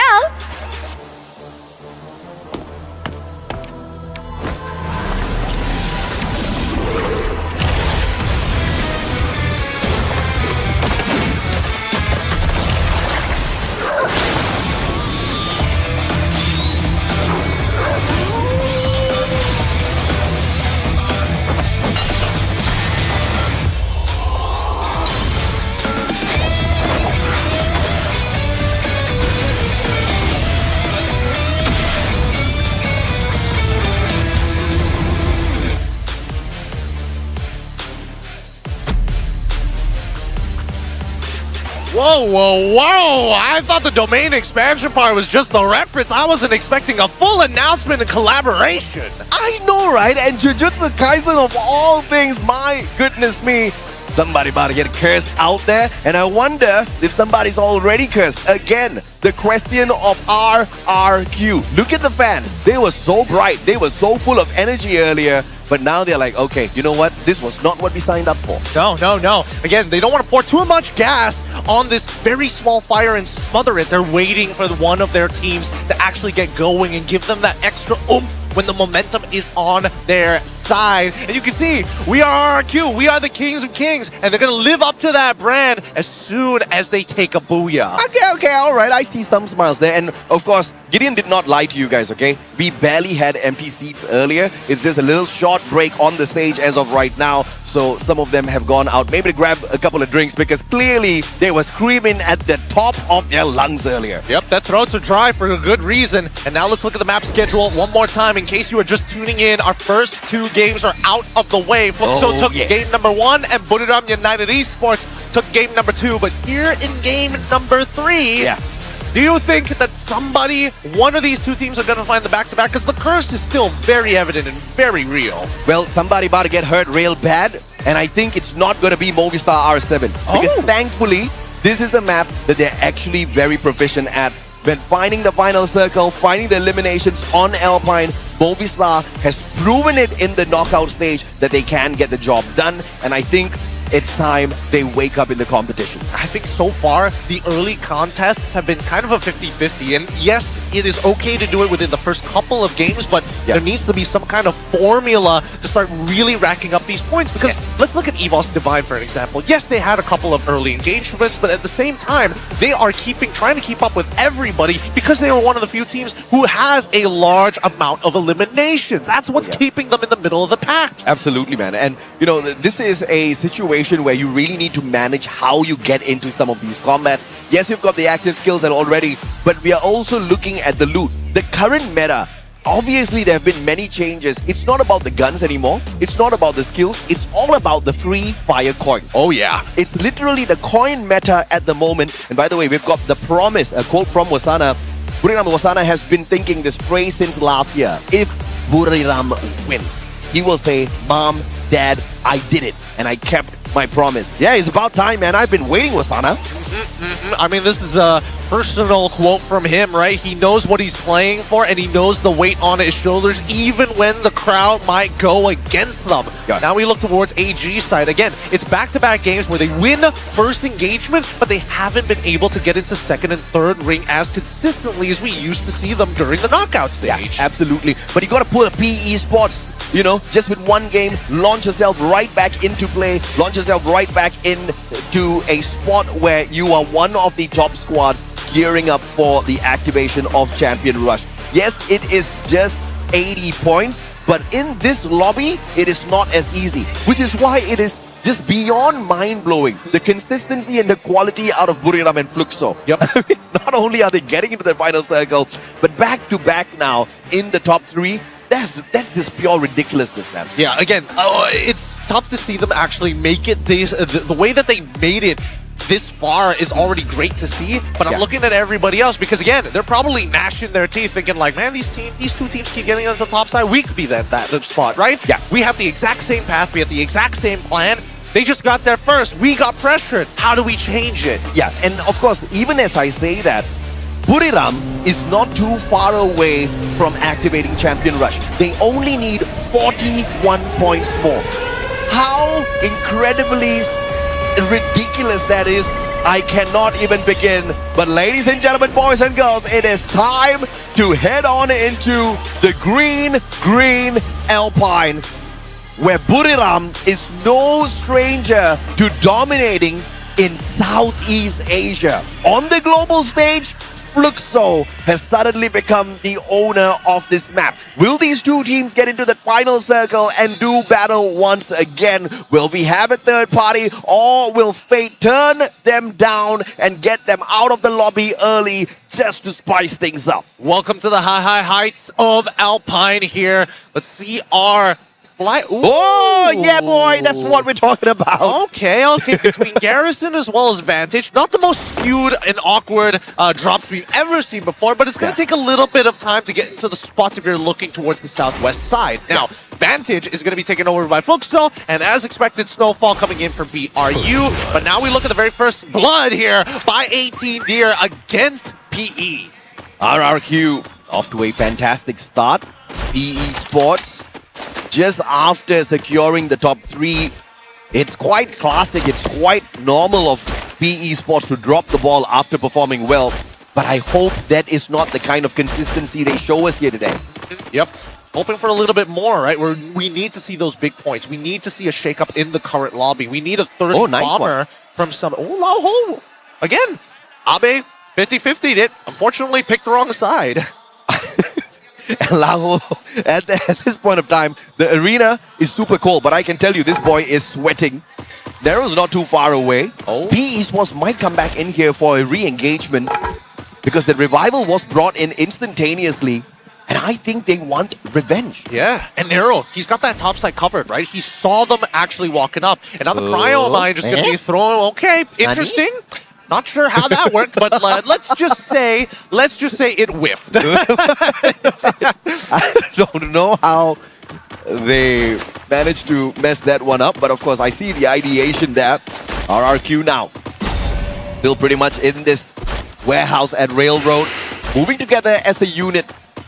Just one player sent far away to play recovery, to play a little bit of revive in case this fight goes south. So it's a 4v3. I am not so sure why RRQ put themselves in a spot like this. Yeah, and RRQ, they have to back up, right? They realize very quickly that there is an advantage in numbers for PE with a number of available angles for them. So they back away and trying to see on both sides whether that they are going to go for the chase. The Cryo Mine coming up from a very awkward angle here. Abe quickly going to blow it to smithereens and top himself up as they are currently leading the lobby of eliminations by 1.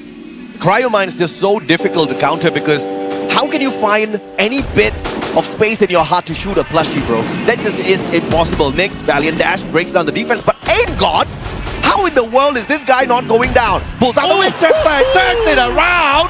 Aim God showing him who's boss. Yep, and now Aim God recognizes that he's in a lot of trouble. He's telling Rush to run for your life. If you can take a shot, do it, but at the sniper, I will buy you as much time as necessary. As Heavy by Ocean View is starting to sniff out how exactly EVOS is deployed, and they hear it. They hear that car running away. They know Aim God's free food. Yeah, great play coming through from Heavy. FGL straight to the defense, forcing him out of that spot, and then finding the better angles on the right-hand side, flying with 3 players. Cypher broken down on the defense, pulls out a time turner after he Valiant dashes away from the players of Fluxo, but baiting in Gio in a 2v1. FD7 drops from the back, and the backstab does the job. Oh, can't do much about it. Again, a quick, clean clear here for the side of Fluxo at the very least. Fortunately, they did lose Bops, but they should be able to bring him back no problem. As we look to the opposite side, EVOS against Team Solid at this point. Aim God, who just recently got revived. Wow, beats Hawk with the Akimbo! Putting it down into the dirt as they take control of Forest Red. And that's how the White Tigers roll, baby. What a phenomenal opportunity, not missed, but taken with such grace. EVOS Divine looking for the top spot, currently sneaking into the 4th placement overall, but still a distance away from Buriram as well as Fluxo. By the way, Fluxo overtaking Buriram on that #1 spot here, but albeit they were not too far away from each other.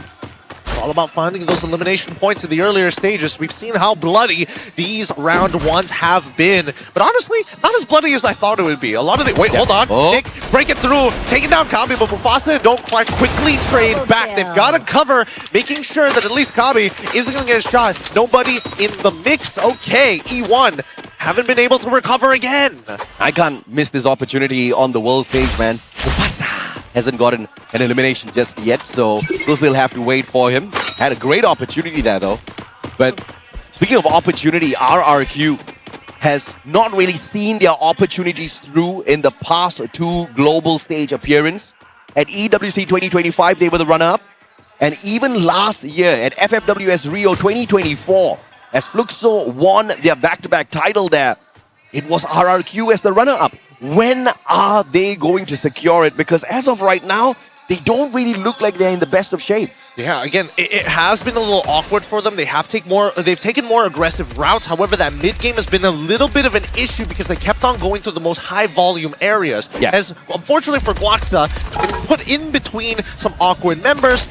Most importantly, another elimination point being found by Falcons, who's taking a much slower approach, right? Again, they don't mind these isolated Clash Squad fights happening at the edges of the map. It's something that they're used to, but they want to simulate or replicate what happened in game number 1, except they are holding the spot rather than to come outside into the zone. Yeah, and you know, although Dudes is a phenomenal grenadier, I think they're depending on Dudes a little bit too much as of this point of time. Maal needs to wake up. At the end of the day, he is the predator of RRQ. This guy is unbelievable. As the sniper picking up the most number of eliminations in the knockout stage for RRQ is just beyond impressive, right? But he has not struck hard today just yet, and he needs to do so before they strike out. Oh, speaking of which, striking hard, everybody, they're just holding on to their energy right now. Taking smaller compounds, waiting for that second ring to eventually reveal itself before they make a decision. But the ones who are moving right now has been E1, and they took a lot out of Team Solid before they recovered as they walk into EVOS, not expecting him. Leon at least needs to buy a little bit of time here. They've broken the cryo mine already as AimGod is looking to take space. A1 being thrown down to a Pow 7 side as they both drop down and chase him down into the river. And EVOS come up on top, but they give up their position. AimGod with the first tag, Rasya with the follow-up, and the Wonder Kid is still at it. But one more survivor from the side of E1 on that revival obviously is going to be a tad bit tough. They've got 2 more players out, and they have split apart. And this guy, Leon, is going to be the sacrificial lamb that distracts the players of EVOS long enough so that the rest of those revives can be brought through. E1 down to its last member. Unfortunately for them, it's going to be a full reset at the end of the day. Wow. AimGod has been performing so well these past couple of maps. Usually you would be expecting people like Rasya or even Ray to be making plays of their own, but AimGod definitely is making a credible name for himself despite already working well during EWC. Now we look at R7 as they make their transition into their next spot here. Already marked. And it looks like, where are they getting shot from? It's from Gao on the northern side, but I feel like somebody else is getting involved here, which is why they're going back straight into this compound, right? Making sure that they hide within the tent for the time being. Well, since we're taking a breather here, I want to follow up with what you were saying. AimGod basically just living up to his name, right? He has not been off with his aim so far. Coming in second in terms of overall eliminations for his squad from the knockout stage, and led by Rasya. The Wonder Kid struck hard during the knockout stage, and he is continuously popping off here at the grand finals. As long as Rasya and AimGod keep this up, I think the squad's not going to have too much of a problem at all. At this point of time, EVOS on the 3rd spot. Even though RRQ has had a rough start here, EVOS making sure they carry the flag off Indonesia. As E1 makes a full recovery, and we are back to 48 players. Yeah, but it's a full reset, and it's a very long trip to get back into the ring. But so this question, right? We didn't see the revive. If that revive was hit on a advanced revival platform, when you get revived, dude, you are way beyond back in the game. That's like you haven't left. Yeah, no, that's a really good point because again, they were on. If I remember correctly, they were all the way on the southeastern side to find it. So I'm not sure whether or not they found the advanced platform or not, but there's a good chance that they did. Now R7. They've been sitting here for quite some time, and GOW's inched their way, getting a little more disrespectful each time, giving some space over for Team Solid to find their own compound here in Garrison, and even RRQ getting involved in the mix. Well, I did say Movistar R7 up very comfortable on Alpine, but the situation they are in right now does not look comfy at all. In a potential skirmish up against a very hungry Vietnamese squad of GOW, who's currently at the very bottom of the leaderboard in terms of performance, RRQ right in front of them, who are still hungry for points, who are struggling in the competition, and a little bit beyond that, you've got Team Solid waiting to hop on in and take advantage of whatever points they can grab. This is not looking good for the LATAM squad. Yeah, now that we have this large, wide drone shot, my only concern is I saw Fluxo in the blue on the eastern side. Where are they right now? Are they still tanking it here? Or are they just walking alongside it to find that spot? Because there's only one compound that's available on that eastern side, and AG Global are just walking alongside the blue at this point. I don't like this at all, Gideon. In fact, let me correct that. I hate what we are seeing right now. You're 10 minutes into the game. You have every single player, every single squad alive and kicking out there on the battlefield. This does not look good. Soon, something is going to befall all of us here at Alpine, and it's called pandemonium. Once those shots begin, you will not know where to lay out your glue wall because they're going to come from every single corner of the map. Yeah. Oh, really good position coming in from Du in the high ground, sitting out in the blue, expecting some team to rotate late. And his call was right as he notices the monster truck coming in with Fluxo from that northern side. So they know this is happening. They know and are aware that they can actually move down to the south to find their own spot. I mean, this is something you guys cannot find online, but the whole stadium, the whole arena was rumbling with that monster truck just moments ago.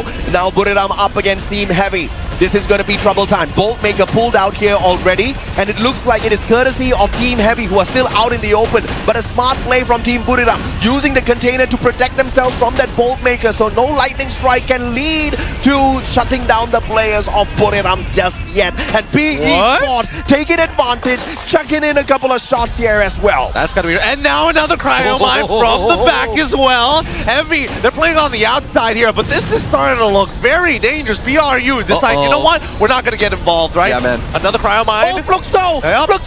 Fluxo from the back! PE Sports in a little bit of trouble. Team Solid trying to flank Team Heavy as well. We have got pandemonium starting off here already, and the teams are taking a step back. They want to slow the pace down, but Fate will have it in a way where you cannot run away from this chaos. And PE, they switch tent, right? Here on the south side, we see that EVOS is just trying to recover as much as they can. They've taken a lot of pressure at this point of time and managed to bring Ikochio back up. Oh, what a shot for Rasha! And it's a Fit 9! Back-to-back shots, but the Riptide Rhythm has blown away their cover. Both of them getting attacked here by R7 and AG Global. AG Global gatekeeping EVOS, making sure they don't step into the circle, and shots from the back as well as E1 finds them, but everybody else aiming down at E1 at the same time as well. EVOS, the recovery is phenomenal. Aim God, the spray downs coming on through. Within wants a little bit of revenge. Riptide Rhythm breaks down the defenses, and a Riptide Rhythm from the back as well. And E1 gets their revenge and takes EVOS out of the lobby. There's just so much influence from everybody else, and Falcons have been waiting in the wake this entire time. As AG, they have the information of what's going on the northern side, but on the south side, Falcons want to take this spot away from R7. They have a little bit of influence towards the west and the eastern sides, but not enough to change the game. And now, back-to-back fights. Heavy fighting against BRU, and BRU putting them down in the dirt with the help of Fluxo in the back. Get high, gets knocked down. Jonah as well as the blue starts to close on in. They need to recover here, and they need to recover fast, but the maze of blue walls is starting to become a bit of a hindrance. Yeah, I'm just showing Heavy what happens when you try to aim at them, what happens when you bring the Boltmaker down, when you bring those lightning strikes down. The one who gets struck down is not us, but you, says Buriram, as they flip the script and take Heavy out of the equation. And the position that they hold in the circle is not a comfortable one just yet. Towards their right, maybe there's a little bit of space, and Moshi trying to clear up more space for him as he shuts Nyx down. Oh, Karamine coming out towards BRU side as PE Sports have committed a lot here, but they can't seem to find the eliminations just yet. As Moshi is knocked, you can see that at least for Lao Ho, he will take as many pot shots as necessary to make this happen. Reinforced glue walls already being deployed as BRU are looking for a better position. Fluxo has taken their time. The next ring has been shown, and BRU, Moshi is still low. He has not been able to recover. They have to hold on. A1 is out, and now they're going all hell breaks loose as they do the Boltmaker, and straight away, Nero getting gunned down by Fluxo, who has been watching them the whole time. What a superb play by Buriram, running into a tiny compound, barricading two windows, leaving one open so that they can bait in the players of PE Sports. But that plan instantaneously failed because Fluxo showed up on that high ground, taking aim at PE Sports, forcing them to back away. Therefore, Buriram does not get to eat just yet. They don't want to eat, and they actually recovered very, very nicely from that R7. Now in an awkward spot and an all-in against Gao, and that's going to be Falcons getting blasted out first as AG and RRQ were looking down by their sights. Now they're holding strong, but however, on the southern side, with R7 Joker, the last remaining member standing with a full squad of Gao, gaining, oh wow, 2 Cryo Mines actually coming down from the western side, and now the Riptide Rhythm, Joker out of position and can't really do too much, and finally gets beamed down by Dian. R7 down in 8th. Fluxo and Buriram still alive and kicking. Will they do this back to back to back to get into that final circle and do battle?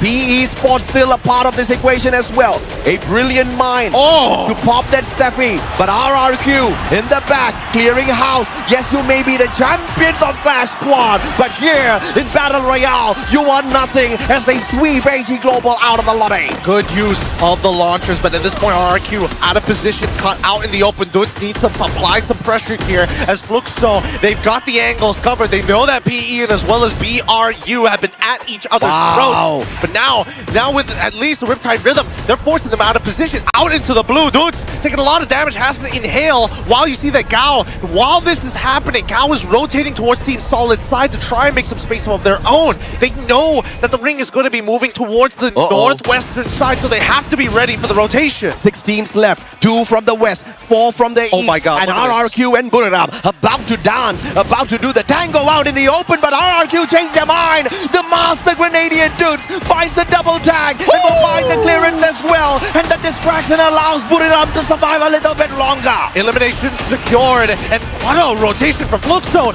They've got an amazing angle. Team Solid is trying to keep Gao in place, and Buriram United has to come in from the back to sweep them under the rug. PE bow out, and now Buriram taking full damage from Fluxo's side, at least from the Gao's perspective. They don't mind. They've already influenced CS to move out of position, but now it's their time to shine, their time to start making a move.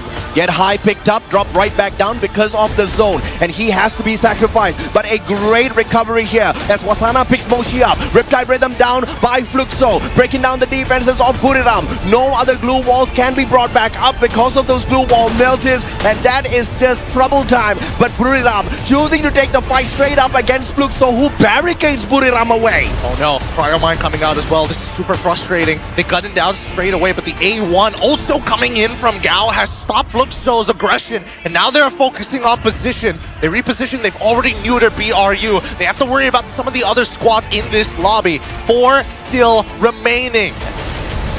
How will this final circle break down? Buriram still wants a piece of them as Team Solid takes those shots up against GOW. GOW looking for the flank around towards Buriram in a 4v2. The Thai Giants are about to get crushed here by Vietnam if they are not careful. Jonah clipped by Demon, not before finding MT7, and that puts the chances of Fluxo walking away with a booyah a little bit on the lower scale as well, all thanks to Captain Jonah. And now the tango begins. Ring around the rosy, Cryo Mine being thrown out towards CS, so hopefully probe a reaction from Fluxo, but Fluxo do not bite just yet. What a position though, on top of the container, the highest ground possible as of now. The circle's going to be shrinking in a little bit, and Team Solid out in the open, sprayed down by Fluxo. Butch is in with those headshots, not going to miss in a situation like this. AC80 for the win, and again, we are now final circle, east versus west side. Beautiful play coming in from Gao, reinforced glue walls as well. The A1 connects, puts it, opens a hole. Demon goes down first, the top side with Dian trying to take out Butch in the back. He doesn't get enough shots and still playing EP, but it's too late. He's been beamed down. Now Pops needs to land enough shots, and he does with the help of GU. That's Fluxo with another booyah. 3 games back to back to back. And this could just be a little bit of a preview for the World Series as well. Perhaps they can be back to back to back champions, getting into the final circle with such consistency, with such brilliance, is unthinkable at a stage, at a level like this. The Brazilians just don't know when to give up. Dude, Fluxo, I mean, hopefully we catch that one rotation where they go out into blue while MT7 takes a high ground position. They covered both. Record breaking gameplay দিতেছে। বন্ধুরা, তোমরা কি জানো? শুধুমাত্র এখানেই তোমরা একটি স্পষ্ট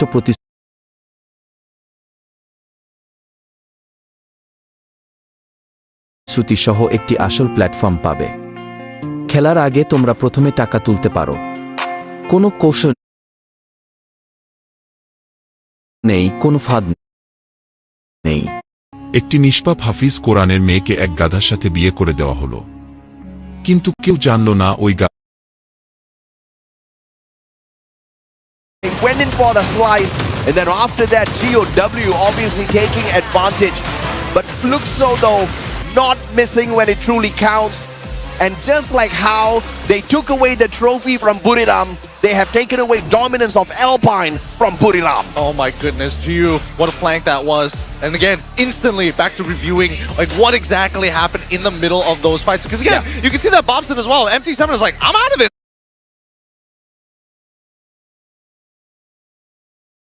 I already got blasted in the and got on his knees. It's ridiculous, man, because, you know, the teams that performed well on this map throughout the whole knockout stage were the exact same teams, except Movistar R7, to get into that final circle. I'm talking about teams like Team Solid. I'm talking about GOW, who have also secured a booyah here on Alpine. The consistency, unbelievable, and I'm actually gonna rest easy a little bit knowing that the data actually is very much still intelligible. Because usually for grand finals like these, you take the sheets, you take the data, you take the numbers, and you throw it out of the window. Oh yeah, I mean, we were expecting things to get a little bit more chaotic, but as we see, the teams can kind of realize, hey,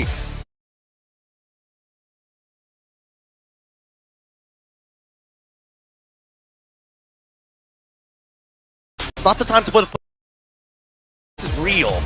My God, it's sure as hell is real, and that stage is real. Those transparent LEDs are real. So you see those that have the banners of these teams? Those are transparent LEDs. Gideon just pointed that out to me earlier on. You see stuff on the LED, and at times it just kind of blanks out and you get to see the spotlights behind the LEDs. We've got state-of-the-art stuff on this stage, and I have to say, it is the most impressive stage I've ever seen in my life. I mean, look at this. Look at the angles. It's so cinematic. So, ooh, right at the very end. Okay, let's look at the standings here because that is a whopping game coming up of Fluxo. And I say whopping, yes, not because it didn't hit 30, but look at the rest of the lobby, right? Now is the only one coming close, and they still didn't break it to the big 2-0. Not yet. But dude, one more game. One more game should be enough for Fluxo to activate Champion Rush condition. And just like how they secured a booyah here, that's all they need to do. But will the map favor Fluxo later on? We'll have to wait and see. But GOW, just like PE Sports, have used this match as a stepping stone to jump back into battle. But how far in, we'll have to wait and see on that overall leaderboard. Buriram United Esports picking up a total of 14. Down at the bottom, PE Sports and Heavy not doing too well.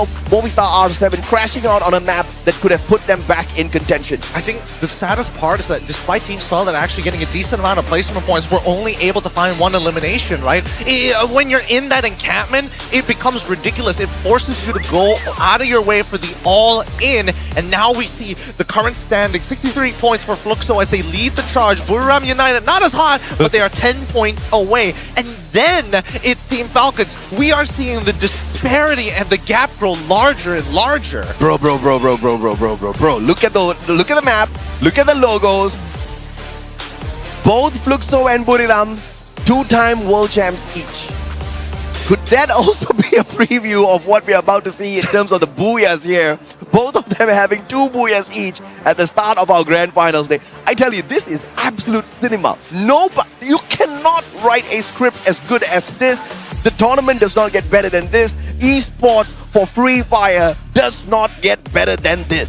I'm looking at the middle of the pack. Everybody within the 30-point range, from 3rd all the way down to 6th, right? These people need a hot game, a 30 bomber, if they want to even contest the top 2 right now as they continue to move on further and further away from the rest. Now, Purgatory is the upcoming map, and when we look at these stats, I'm thinking, all right, this A124 is so influential, right? And from Fluxo's position, they're not influencing people with, hey, you can't use your abilities. They use it a little bit more selfishly. The Cryo Mine, strangely enough, from everybody else, are being lobbed at each other like it's like a game of table tennis. Yeah, it's all about the timing, and Bob's knows his timing, perfectly executed on the battlefield time and time again. We've seen him pull it off with that A124. It's the team that doesn't want to lean towards the way of the new meta, towards the new active skills. But you know what? They were the ones that proved that Skylar was still effective out of meta. Nobody used Skylar. They were still bringing him in, and that's how they became world champs.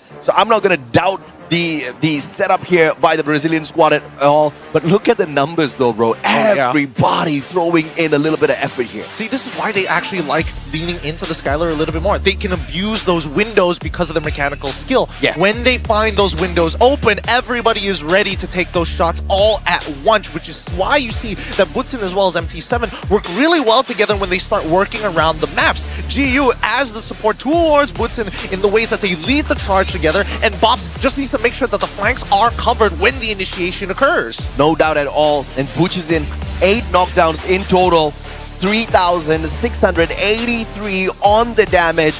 He is your MVP with 4 eliminations, but the impact that he brought into the game, unbelievable. Rocking the Oscar, bursting through all of those glue walls out there. He puts himself in harm's way many of times, but today, just keeping distance between himself as well as the rest of the teams, making that AC-80 work, only bringing out that Valiant Dash when he is put in a desperate situation. And I mean, we've seen many times where Butsin is actually leading the charge into crushing after the follow-up with the A1, right? And I think so far, he's been crushing it every single time. Yes, funny enough, every time they get the Booyah, where's Butsin? He's like, I'm sorry, I'm on my knees, dude. You clean it up for me. I've already opened up the map for you. Do your work. But now we come back to just a quick review. How exactly did they get in this initial position, right? Because AG, they took quite a beating by Vantage Point, and then this ring around the Rosie. It's so awkward because every single time you move from point to point, there is some clear pieces of natural cover or compounds that you could work with to protect yourself. And every single time a team wanted to get aggressive and went in there for the hunt, they just got wiped. Not by the team they were hunting. They were successful with the hunt, just like how RRQ went for PE. They were successful with the wipeout, and then Buriram showed up out of nowhere.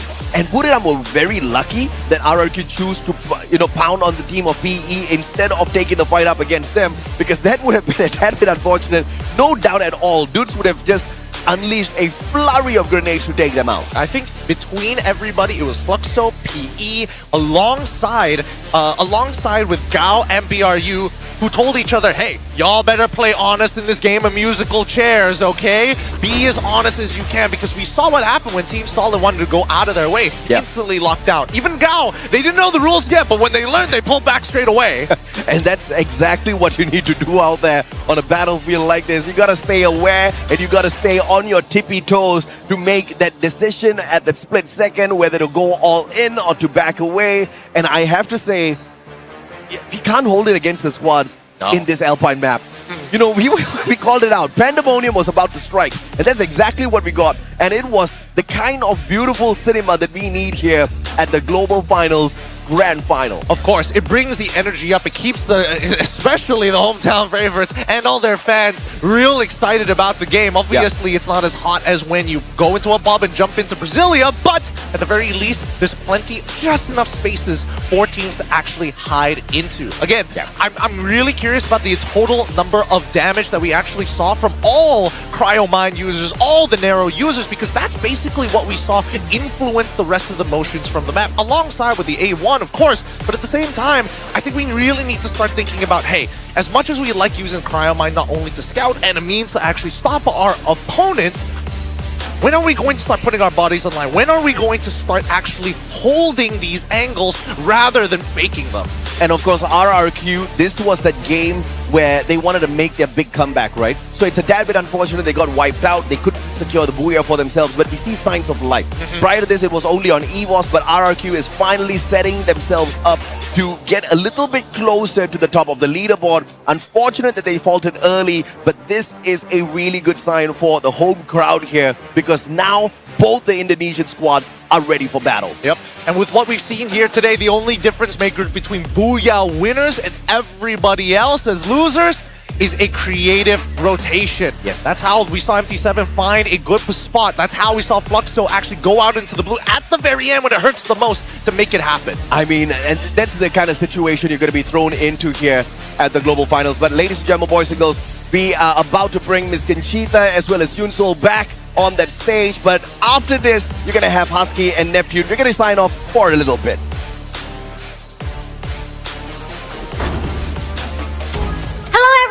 It's Yunsol. Everything is so amazing here, right, in Indonesia Arena, and I love it so much. We just finished our third game, and right next to me is Fluxo Bujizin. Hello, Carol, our translator today. Alright, let's jump into our first questions. How does it feel playing in front of the Indonesian fans here at the Indonesia Arena and not in Brazil anymore, where most of the crowd doesn't cheer for you guys? Jogando aqui em Jakarta, na Indonésia, com um monte de gente assistindo vocês aqui, especialmente que não são brasileiros, são totalmente fãs da equipe do como é que você se sente? Maiores fãs da Indonésia. Ah, me sinto bem, eu achei, quando eu entrei ali, tava bonita a festa, então, tipo, eu gosto muito desse calor da torcida, e eles são muito respeitosos, gostei muito e tá muito bonito. So far for me, it's really good. I have been enjoying the whole crowd. They are very respectful. So I feel like this energy, the atmosphere is everything. So that's the competitive scenario, and I respect that. And I'm enjoying to play here in Jakarta, Indonesia. I love that. Seems like you guys are playing Brazil, but still heading in the first place in the scoreboard, so it's really good. All right, into our next questions. Also, last year you were the one who got the golden bullet, the last shot that sealed the title, which is the World Champions title. Alright, how confident are you about winning the title for the third year? Bom, você foi o jogador, né, que garantiu o título pro Fluxo ano passado, né? Foi o último a fazer a última eliminação. Como é que vocês vêm agora para esse ano, talvez para garantir mais um título na história do Fluxo e também o seu individual, o terceiro da história? Mano, viemos muito confiante, acho que esse dia aqui é o dia que a gente sonha o ano todo, a gente começa o ano já pensando nesse dia, então a gente não quer falhar, a gente vai dar tudo de nós mesmos, vamos se dedicar muito e se Deus quiser vai dar certo. I came very prepared for this moment right now. We have been working the whole day to come here on the stage, come here to the grand finals, so we are definitely very excited to be here, and we will give for all of us to be here today and win one more title. Good spirit. Okay, good luck. All right, last questions. Any words you want to say to the Indonesian fans, but also to everyone in Brazil right now? Você gostaria de compartilhar alguma coisa com todos os fãs da Indonésia que estão aqui, especialmente os fãs brasileiros? Eu queria agradecer a todo mundo que compareceu, tá muito bonito. Eu não imaginei que seria tão legal assim, tantas pessoas, tanto barulho, bandeiras bonitas, tudo muito bonito. E é isso, muito obrigado e estamos dando um show pra vocês aí. I just want to say thank you to all the Indonesian fans. This is very beautiful. The flags are beautiful. The party are beautiful. All the cheering, all the fans, they are here. It's very amazing. I respect a lot of that. I could imagine how beautiful this could be, but right now I'm enjoying a lot to have this big crowd here and makes us even more excited to keep playing. I'm really happy that Bujizin is enjoying himself the best right now. Thanks a lot, Bujizin, and good luck to you in the next game. Oh hey, Conchita, can you translate everything we just said to everyone right here now?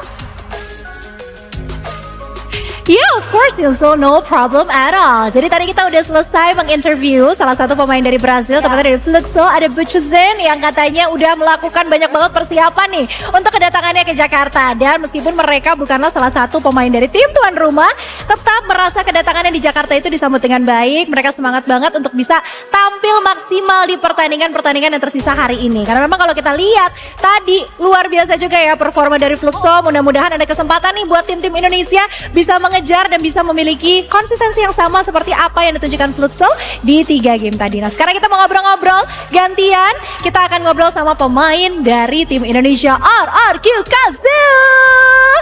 Hello dudes, hello Maal. Hello. Hi. So we're here with the stars of RRQ Kazoo. We have Dudes and of course we have Mal. And okay, let's just jump into my very first question. So we all heard that Bujizin felt very welcome. They are playing so well at the grand final today. But they are surely feeling the pressure a little by the amazing supporter that Indonesia has. Is there anything you'd like to say to welcome Buchusin to Jakarta? Apa yang mau kamu sampaikan untuk menyambut Buchusin ke Jakarta? Karena tetap ya namanya tim tamu datang terus tampil di hadapan pendukungnya Indonesia yang luar biasa banget, supporter kita ada rasa deg-degannya. Apa yang mau disampaikan? Sweet nih, ganti-gantian nih. Dudes dulu deh, as captain, I think you should go first. Anything you'd like to say to Buchusin to, I don't know, give any kind of response or just to welcome him to Jakarta? Ya, good luck lah. Game masih panjang, jangan terlalu hype lah mereka. Masih panjang. Ooh, that is pretty spicy. So basically what Dude said is welcome to Jakarta. Don't get too cocky because the night is still young. We still have plenty of more chances. So yeah, just wait and see. We're gonna come and get ya. Okay, next question. I think Miles should take this one, okay? It's your turn. Back to the game. With Purgatory coming up next, how confident are you heading into that map and playing in front of your own supporters? Masuk ke game berikutnya, kita akan masuk ke map Purgatory. Kalau RRQ tuh sepede apa sih main di Purgatory? Apalagi kalian mainnya juga di hadapan pendukung sendiri. Kingdom kan udah keren banget. Coba Kingdom, mana suaranya? Tuh, sepede apa untuk masuk ke map selanjutnya? Pede banget sih, soalnya kan match sebelum-sebelumnya kita kurang. Nah, di Purgatory ini kita buktiin sih kita bakal boyak. Bakal jadi Raja Purgatory? Benar. Okay, so he said that he admits RRQ hasn't been really great the previous games, but they're trying to fix it. Going into Purgatory, they're feeling pretty confident and they sure they can be the king of Purgatory. I guess we're just gonna have to wait and see, okay? Last question, and this question is for the both of you. Buat kalian berdua. Anything you'd like to say to the fans who have traveled all around or all over Indonesia to come and watch you compete live at the Indonesia Arena? Ada yang mau disampaikan nggak kepada para fans yang udah datang jauh-jauh dari seluruh belahan Indonesia untuk bisa hadir di Indonesia Arena dan mendukung RRQ Kazu? Buat fans-fans RRQ Kazu, tetap dukung, game masih panjang. Kita akan ambil piala itu. Please keep on supporting us. The night is still young and we're gonna go lift that trophy. Thank you so much, dudes. Thank you, Maal. Actually, one more question. Can you tell me the story behind your hair clips today? Bisa diceritain nggak cerita di balik jepitan-jepitan rambut kamu? Ada sih, emang kemauan pacar saya. So his girlfriend actually requested the hair clips that you see on Miles' head right now. Okay, once again, thank you so much, RRQ. Good luck with the rest of the game. And now I think I'm gonna go back to Yunsul and have a bit of a chit chat because we have an interesting information we'd like to share to you, survivors.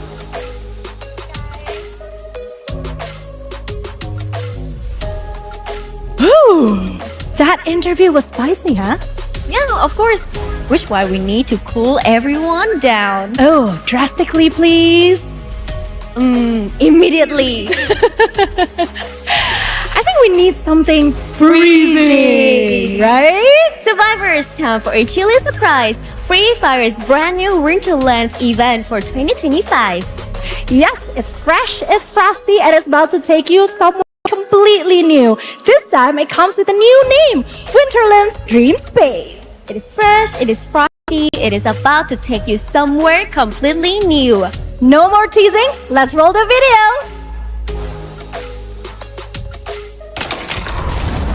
Oh, do you want to be big, little guy? Just fulfilled his dream. What are you doing to Yeti? Would you like to see how it is to be legendary?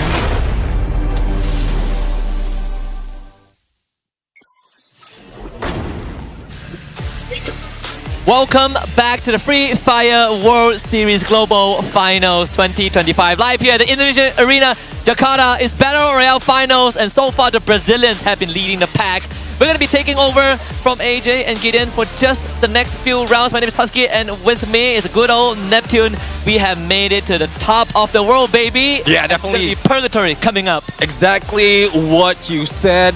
Fluxo and Brazil is bringing the heat on in this game. It's very close to be able to achieve that champion rush condition, and Purgatory might be that map or they'll be able to reach it. And there is a possibility that within the next 3 rounds, Fluxo can lift that trophy and give Brazil that 3-peat, 3 years in a row as a region to cement themselves as the greatest of all time. And this is a scary thought, because in front of the home crowd of the Kingdoms, of the White Tiger, Fluxo is the one that has withstood the test of time round after round. Yeah, definitely. I mean, despite of the loss from yesterday's Clash Squad, it seems like they're not phased. They are here for blood. They are here for that 3-peat. And it has been shown already from the beginning of the day, even when they were taken out, not grabbing that Booyah in the game number 2, they know the plan. They just move as if they are very stealthy, and we were looking at it whilst waiting for our opportunity as well to tell the story.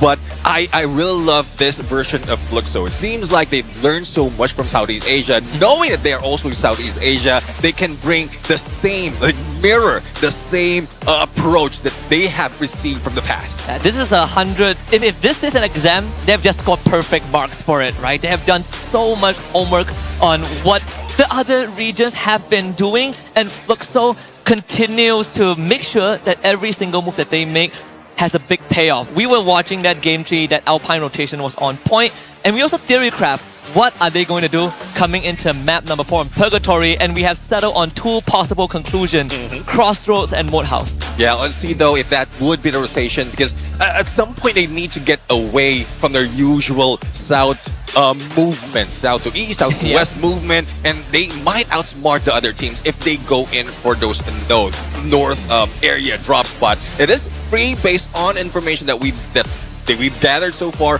on the teams being eliminated already out of Grand Finals, and this is one way that they can outsmart the other teams, play it even safer, and then just achieve what is needed. And I think what makes it even more impressive is that the past 3 maps that Fluxo have dominated aren't their strongest maps.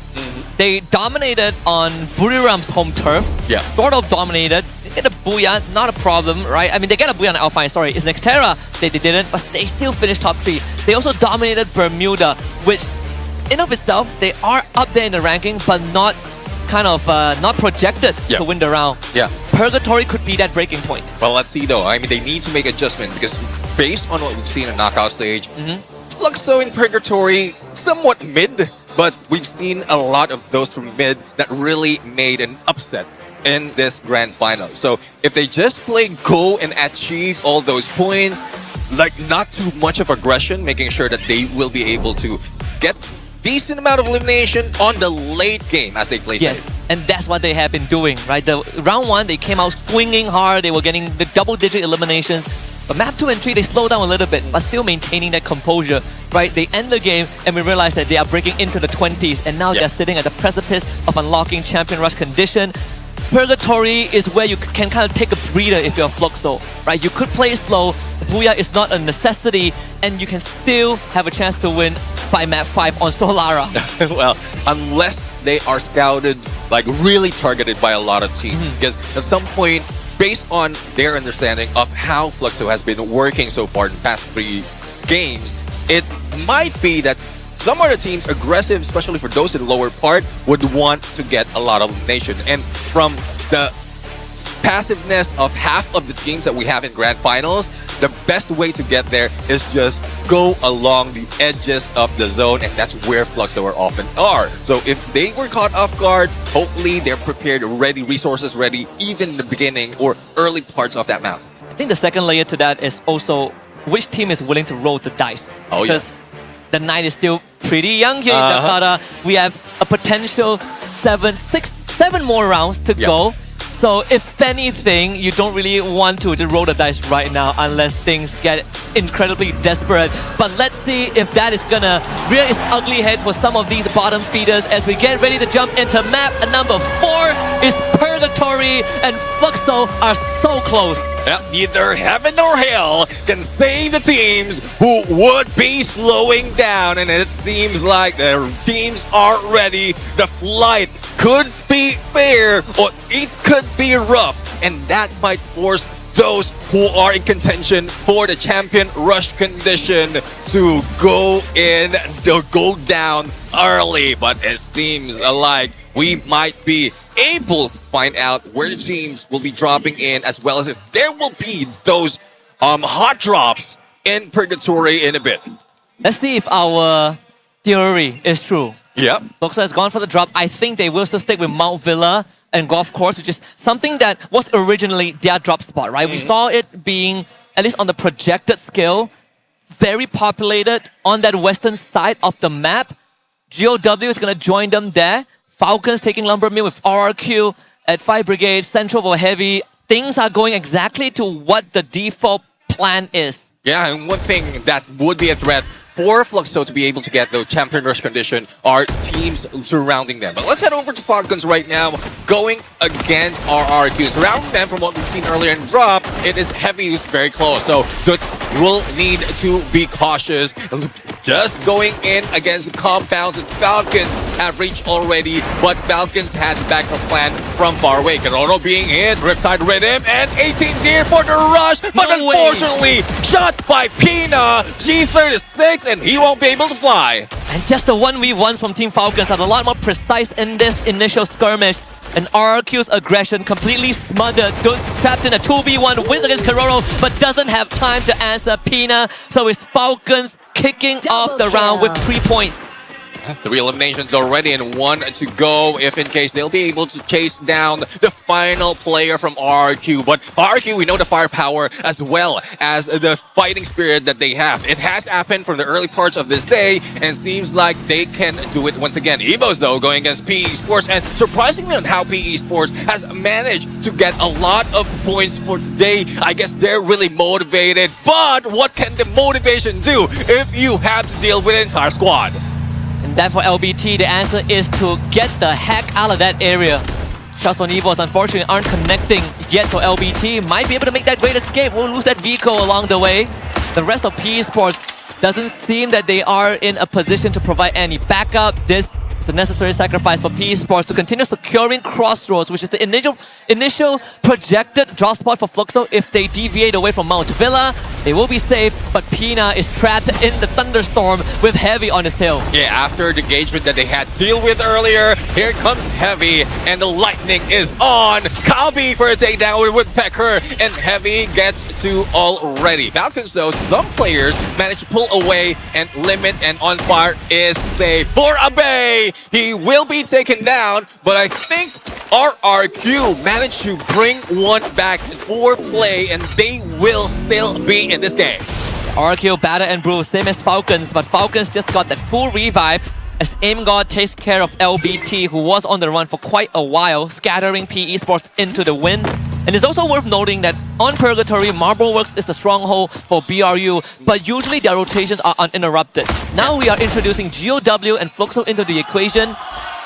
It could end ugly, like how it did for RRQ Kazu, who just got wiped out. Yeah, I mean, RRQ Kazu being eliminated, and we just witnessed as well one player from PE Sports being taken down. Now, AG in a possible hunt at this point, and who will they be targeting? Team Solid is very near from where they are right now, and hopefully the plan would be just to get to the edge of the safe zone, make sure that they have high ground, good information being taken by Du, and then stop right there. There's no need for AG to aggress because there's a lot of threat in the surrounding. Yeah, we did see some parallels between AG Global and Fluxo, and it's something that has been brought forward from 2023.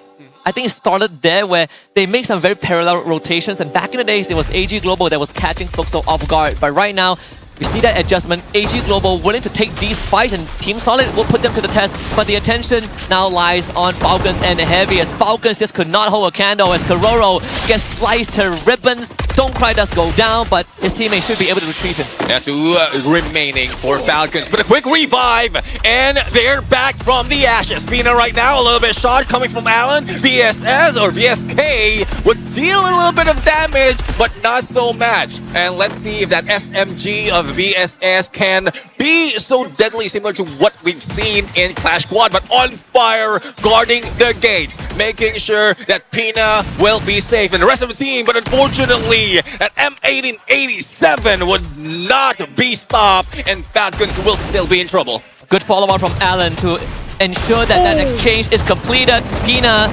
will be able to get Donkrei down and now tries to run away from Mufasa. The wall put up just for safety purposes, so Pina gets a bit of breathing room.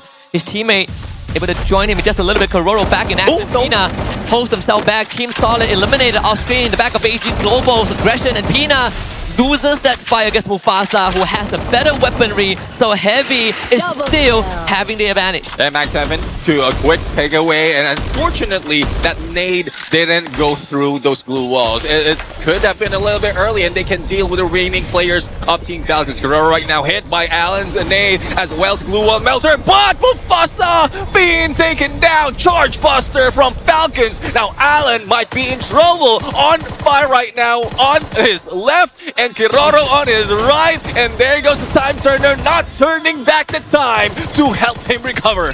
These two teams are literally farming points from each other. The revives, the backup, it feels like an endless zombie horde.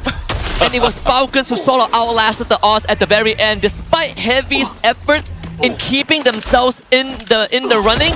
And now Donkrei realizes that he's been isolated, gets Kororo, but Pina with the Bison will make sure that the streak ends there. Falcons with 9 eliminations. 9 elimination and 2 left for Heavy to be dealt with. Kabi shows up. Pina doesn't have the weapon, only a Bison that can be used from long range, but here comes the shots from behind on fire, and they are running through against Kabi. Not so much that can be done, and Kabi right now will receive a little bit of damage from that blue as well, and this might be it. Despite of how well they protected themselves from that area, Falcons would get another point, making 10.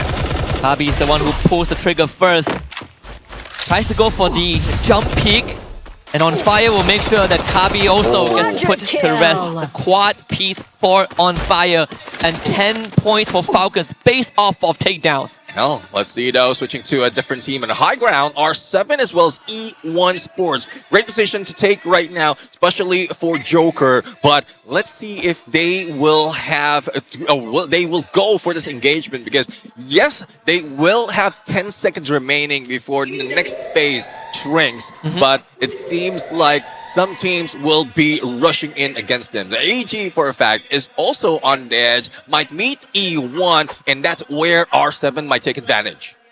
While we have some time, it's also worth pointing out that BRU and Fluxo completely dodged each other. Despite sharing the same piece of land on that western side, they just avoided each other. Fluxo ended up going to Central now. It might run into Falcons, whereas BRU finally gets to pull off their usual rotation from Marbleverse to Crossroad, and that guarantees a fighting chance for BRU and Fluxo alike. Yeah, for Fluxo's side, I mean, if you are just aiming to get the enough points that you need to achieve that champion rush condition, you will need to get away from Marbleworks, and that's what they did. And the same thing for Brave United, because second place, they're very close as well, 10 points behind Fluxo before we started this game. So, smart move coming from both of these teams. Now, if they'll be able, is it seems for so they end up other where be on Team Falcons that might be the next contender, next challenger that they need to deal with. Is anything we know about Fluxo, the longer you let them do what they want, the later the game goes without Fluxo having to interact much with heavy combat. They are gonna transform into a mobile arsenal. They're gonna have everything when that late game comes. And we even talked about this in the break room, where I personally am convinced that Fluxo's main goal every single round is to hunt for that launcher, so that Bobs can be ready to blow things up. Yeah, and most of the time, like, because of their patience, they are in a situation wherein they can see a couple of teams going against each other, and those launchers, that M79, would be very deadly, taking a lot of elimination, despite of them being late in the party and grabbing all those. Circle does move over to the northern side, which does play into what Fluxo likes, right? South to north, that's sort of the usual rotation path. BRU close to the edge, but there's no one that BRU can gatekeep, so for them it's a journey in. Fluxo, just like what we saw in Alpine, have completely dodged and skip that early to mid phase. Oh, well, let's see though. It's a slow travel, especially with the monster truck, which is a little bit heavy at this point. Not talking about the team though, but let's see as a 10-minute mark has been achieved already. And a lot of contention, a lot of battle is happening, and also damage being received by Team Falcons. But as you can see it, Kiroro would be put in a hit list, and it is once again Team Heavy. I mean, the rivalry up until this moment of this game is still so hot between these two teams, and Fluxo might just be able to take advantage of it, get elimination once they meet each other. That could not have been a better timing for Fluxo. Caught a glimpse of Falcons vehicles who were also distracted by the hit list by Heavy, and Fluxo immediately makes a pit stop.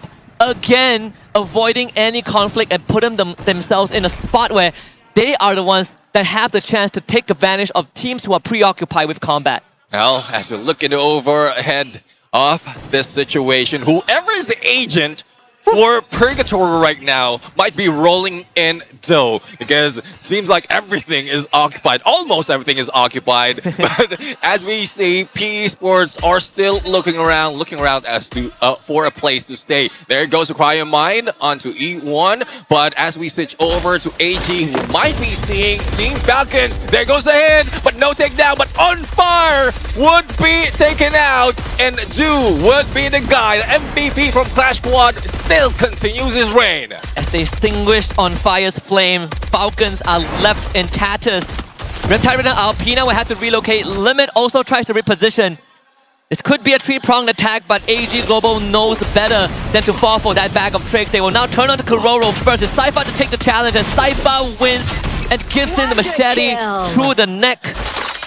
Pina and Limit left to pick up the pieces. A leg shot from Dew will do the job on the Pina, and Limit has nothing left. Hell, Limit right now going solo, not so much of room to move or breathe. It's a good thing that managed to get away from Fluxo as well, and what he has to do right now is just sustain himself, but into the view, into the spot where AG can just gatekeep, wait, and have that patience, because they are very near to the next phase of the circle. Limit would either pull out a launch pad and go fly past them, or just make sure that he has enough men to sustain this.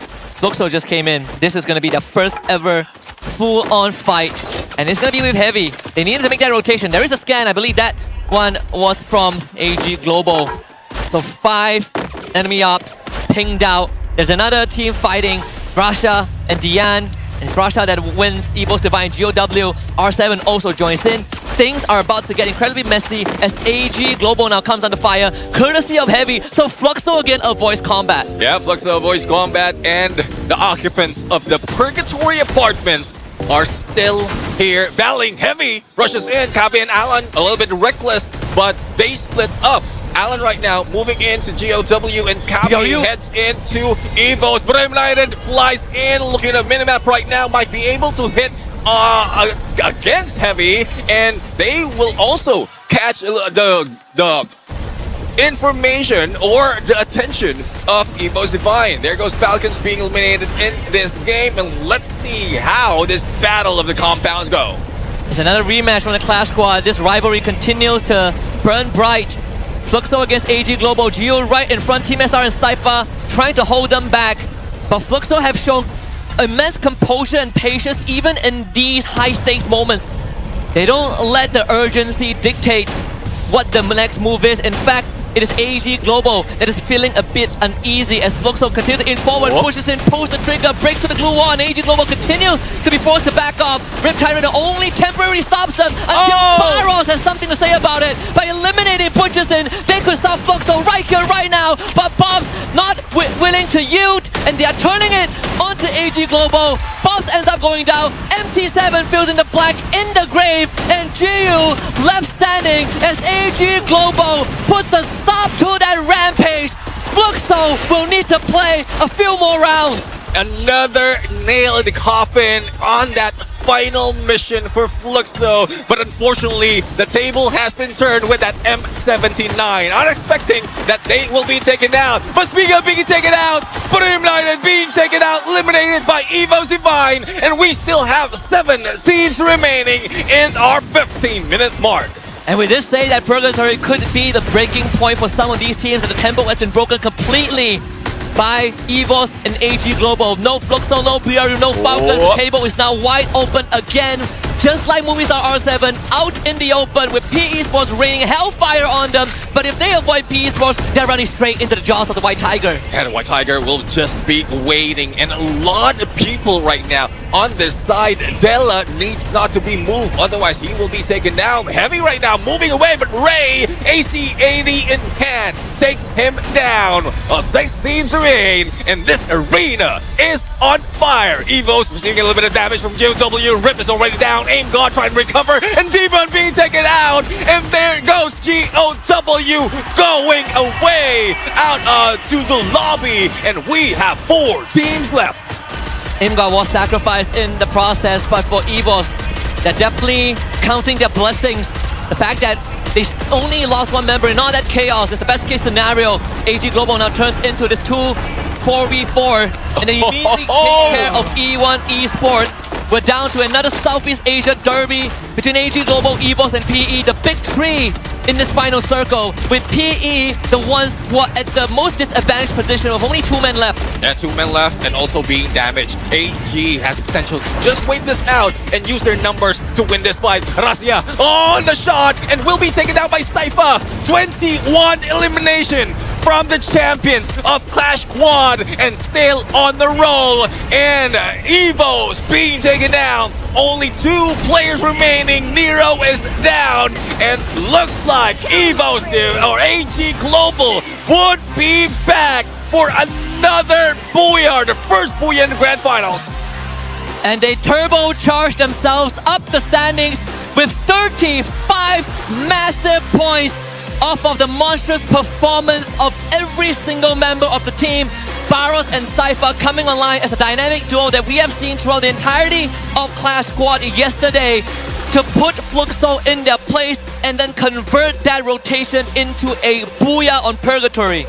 Oh, it seems like from the beginning of this game, there's the first team who really grabbed all those points, taking out RRQ in Forge in first circle and continue going in against other teams like Fluxo, and towards the end, having 4 players alive, maintaining that composure despite of all those eliminations that could have bring so much of energy that they could have been taken down.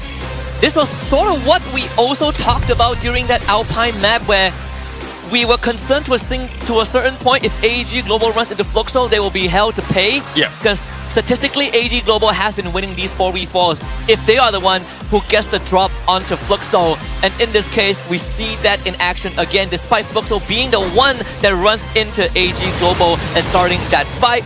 But this final circle was prepped from the very beginning. AG Global knew that they had it in the bag and there was nothing that they could stop them. 35 points, a Booyah plus 23 eliminations. AG are now in the conversation. And AG, not only have they taken the record for the first Clash Squad champion, has broken the record in the highest match, the highest points that they can grab in one match. 35 points. And I was not thinking this is possible, especially on how heated, how strong, how determined everyone in these grand finals are. But AG Global still running their own script. We were floating the idea of what if AG Global, off of yesterday's performance, takes that wave and it becomes a double champion this weekend. And now that possibility has resurfaced again. 35 points for them and everyone left fighting for scrap. EVO's Divine getting 16 on second, PE Sports with 15. But then you look at the front runners. Yeah. Falcons with the most out of the top 3, 11 points for them. BRU only getting 5 and Fluxo only getting 2. So for Fluxo and BRU, they gotta wait 1 more round to even have a chance to win the whole thing. We proposed the idea of ending it by round 5, but at least now we are guaranteed 6 maps. Well, let's see though. Let's see. The tables, the story can change overall, especially from what we've seen. And Fluxo, 65 points and very close to achieving it. Denied in this game. Brim United as well. We're in only 5 points has been grabbed. 27 or 22 or 17 was needed earlier before this game, and now it's down to 12. Now let's see though if they'll be able to farm all those points before heading into engagement, because it seems like the slow approach from Fluxo and Buriram United was okay, was pristine. But because they were the most aggressive in these games, they didn't cut down the numbers of those opponents. But as we look into AG Global, I mean, A124 making a comeback in this game, and Chrono still in the mix, despite of some of the teams not really utilizing it to perfection. I think the main difference between what AG Global is running and what Fluxo was running was that Steffi, right? That's the sort of the only stark difference between these two teams. But I think in the grand scheme of things, AG Global, they have been in this spot plenty of times in the Battle Royale finals. They've always been the one that is surprising the crowd. They've been the one that really comes out of nowhere and scores a big round. But it's about crossing the finishing line. Yeah. They've crossed it once yesterday. And if this is the performance that we're getting for AG Global, they just need one more push to get to that position to step on the podium. Just like how they were in EWC, but they missed out in the final round. Well, let's see though. As we can see right now, AG Global put so much of effort, and that is also thanks to Sypha, our MVP from that game. 11 elimination, 2903 on the damage, and 10 on the assist. Wearing that Oscar the Rusher that really has brought in so much fire for AG Global, and I think with this number still maintains his spot as the top eliminator for this competition. Sypha on form has been that reoccurring theme, right? Yeah. When we say that he's at his best, Sypha is always the reliable pillar that AG Global can lean on, and that's take the burden off of the captain due to. With that being said, I think by the end of next round, there is still a possibility that minimum at least one team can unlock Champion Rush. If we get lucky, maybe two of them, right? Because BRU and Falcons aren't that far away from Fluxo too. Well, let's see though if that is possible really, because with that number of points, it brings them a little bit closer to going for that top 3. But as we look at the highlights right now, again, this is how they really control that situation against Team Falcons. And even against Fluxo, they just waited. And we know Fluxo is that patient team as well, but they played for the pressure of that blue that gave AG that advantage. I'm slightly shocked that with all that patience that they have demonstrated, they were the ones who sort of made the hasty move, right? We saw in that earlier clip that Bob sort of exposed himself but decided to full commit anyways. So it became sort of a chain reaction that led to Fluxo having no chance of winning against AG Global. But the Indonesian crowd still pretty livid with what they have seen so far, albeit still yearning for a bit more from both RQ Kazu and EVO's Divine. The Indonesian teams have not been able to score a Booyah and not even a top 3 finish yet until we saw EVO's just now. So there's a lot more that we need from them.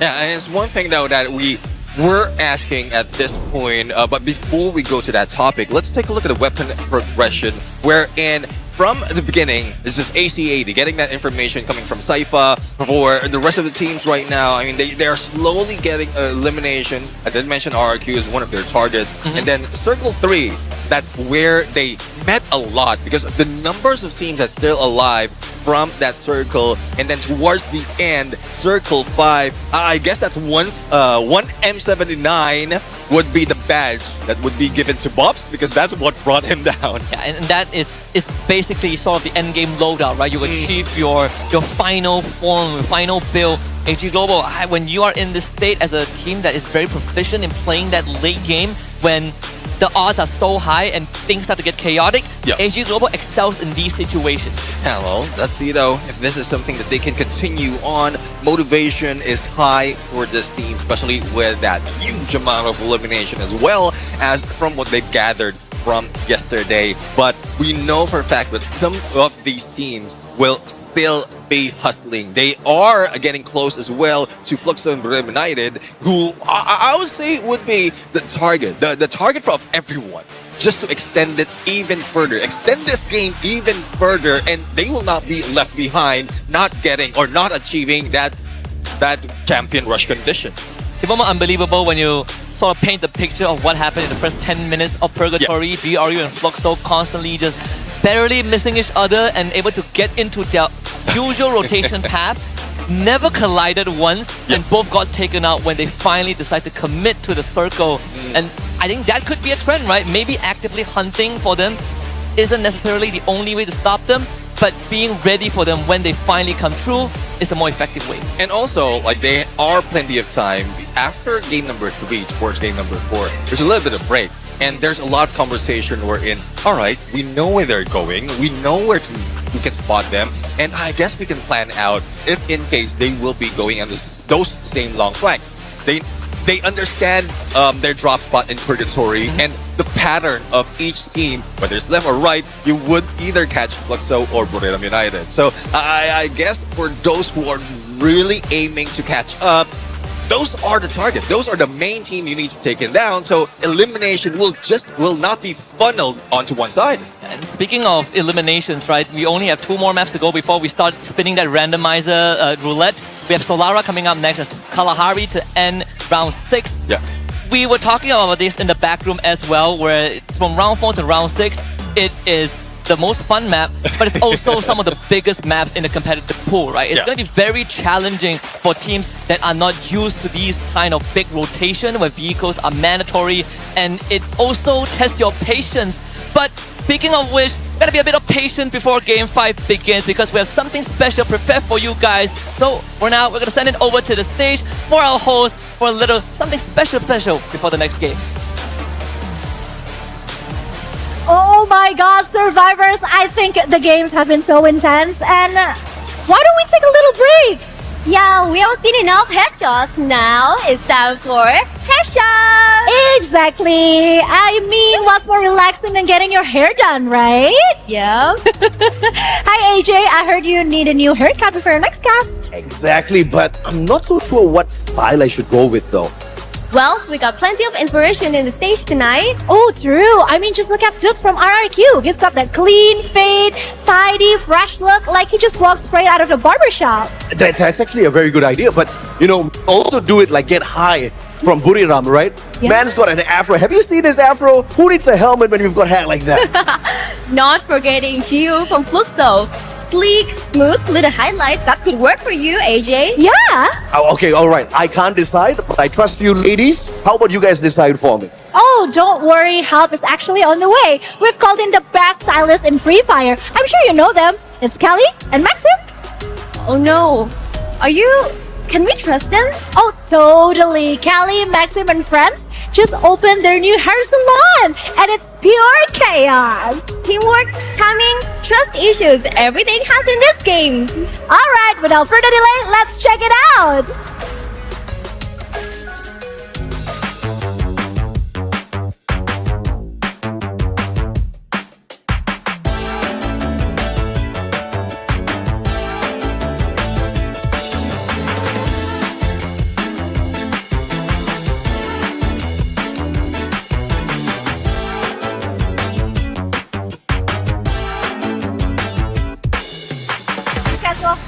So that was it, Garena's brand new casual co-op game, Shopping Carts! That was dangerously fun. I know, right? Kalau kalian suka chaos, kalian suka sesuatu yang seru, kalian pasti suka sama game yang barusan. That would definitely be your favorite game. Yeah, 4 players, no coordination, and all-out chaos. Sounds like the perfect party game, right? Yep. Choppy Cups, a fun, creative co-op game with your favorite Free Fire characters, now available on Steam. Grab your friends, your squad, or anyone brave enough to trust your scissors. So once again, that's Choppy Cups. Go try it out, and now let's pass the floor back to our casters. Take it away, casters! Thank you very much, Conchita and Yoonsul. And hopefully, AJ was able to decide after that. And also, Kelly and Maxim can help him out. But I'm really excited to also play that Choppy Cards at this point. But again, the excitement is slowly building up. I am here in the crowd as well in the arena. Just cheering on their teams despite of not ending that much later into the game. This is what they need because the next map, as you did mention, would be a bigger one or a newer and exciting one, which is Solara.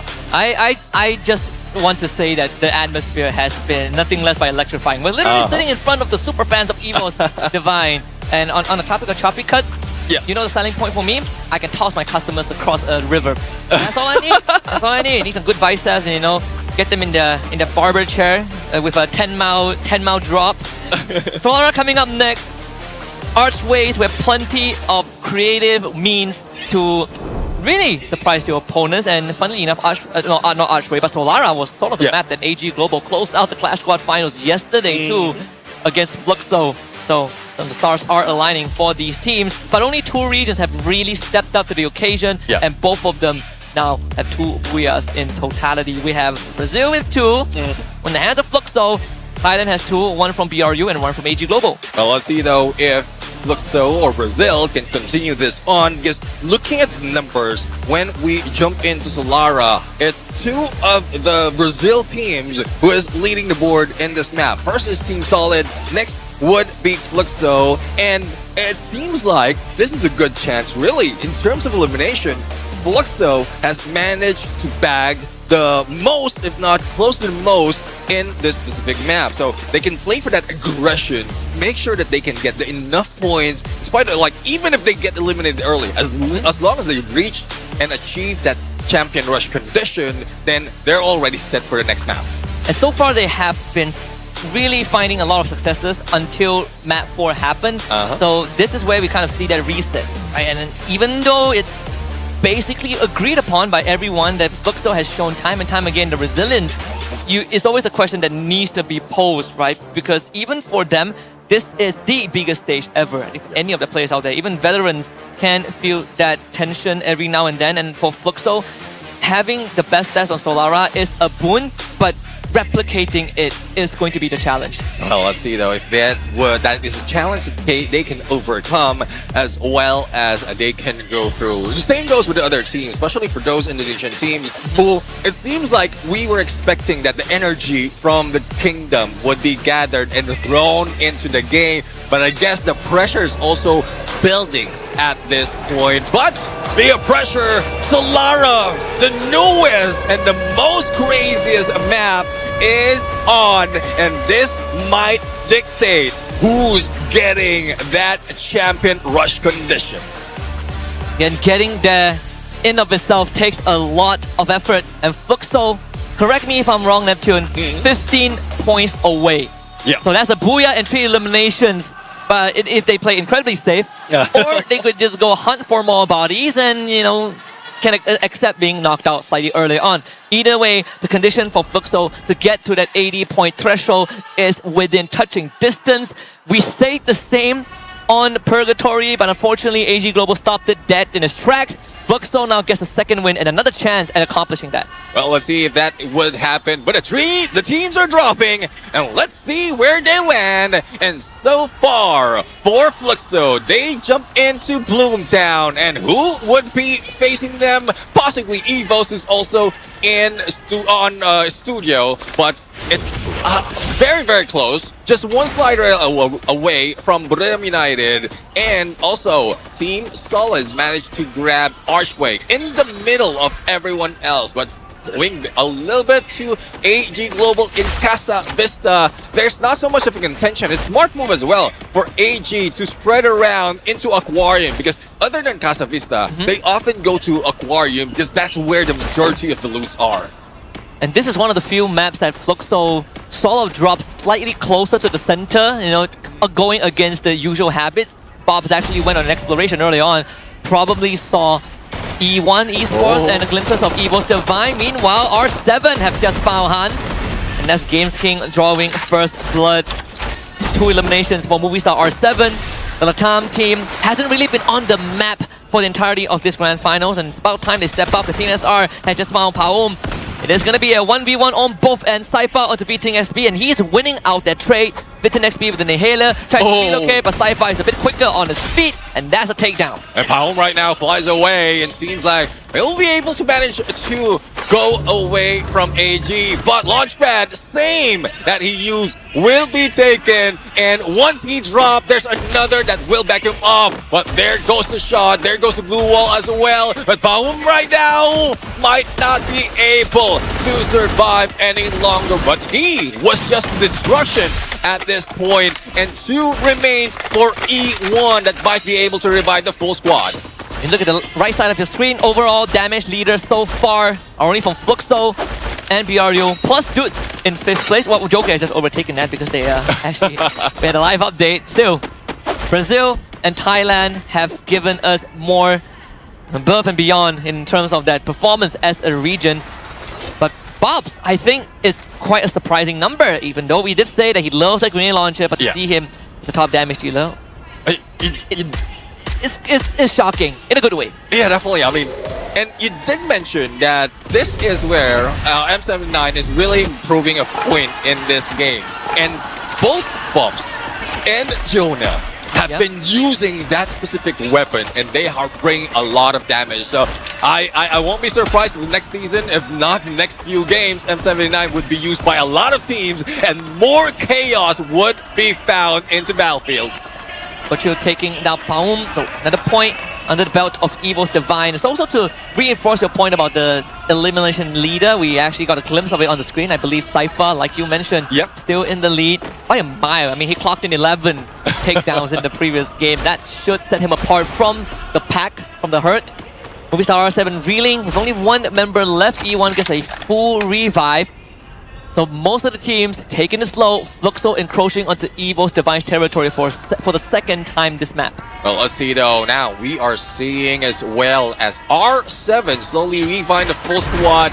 And I didn't expect Solara to be this slow in taking down one opponent, but you know for a fact that the elimination is not as slow. Even the engagement is not as slow. Now Fluxo right now, the challenge of Evos is getting near, but good enough on them. They managed to get an arsenal that would fortify their front, and MT7 is still on standby just in case anyone from Evos comes up. They put out a hit list onto AG Global early on, so AG Global, if they take that challenge, it's going to get very messy near Evo Drain. And MT7 makes sure that if there's any business to be done with Evo's Divine, he's going to be the one that comes out on top of that deal. Aim God will now need rescuing from Kochu.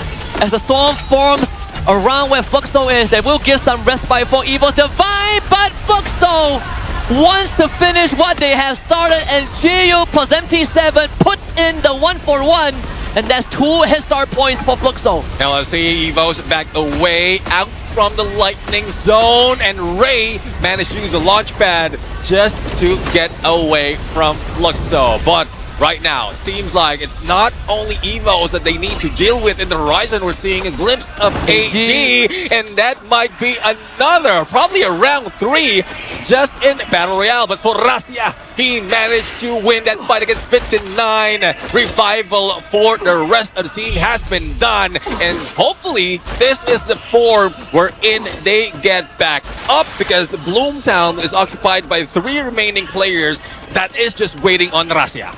So the hit list on AG Global was actually from RRQ. No wonder they didn't pursue Fluxo, but they came dangerously close. And AG Global decides to back off, and they are the ones that set out a bounty for Leon.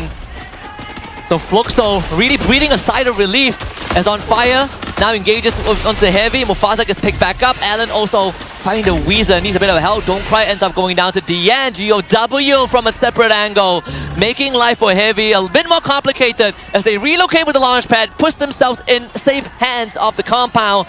But there is a chance that they get sandwiched by Team Solid. Now let's see though, Team Solid really moves, and that would be not looking good. That would not look good for Heavy at this point. Waterfall, a good spot as well, because the vending machine would be there if in case one of the players will be taken down. As long as you have enough Free Fire coins, then you can always bring back the back. But for Bit9 alone, despite of Leon in a good view, to take down any contending him, but he's still out in the open, and Vincent9 will need to survive. AimGod tried to do so, hit by Leon, and now backs away. So Evas control this compound, holding them back, and Riptide Rhythm would clear the way, but there's still a little bit cover for E1.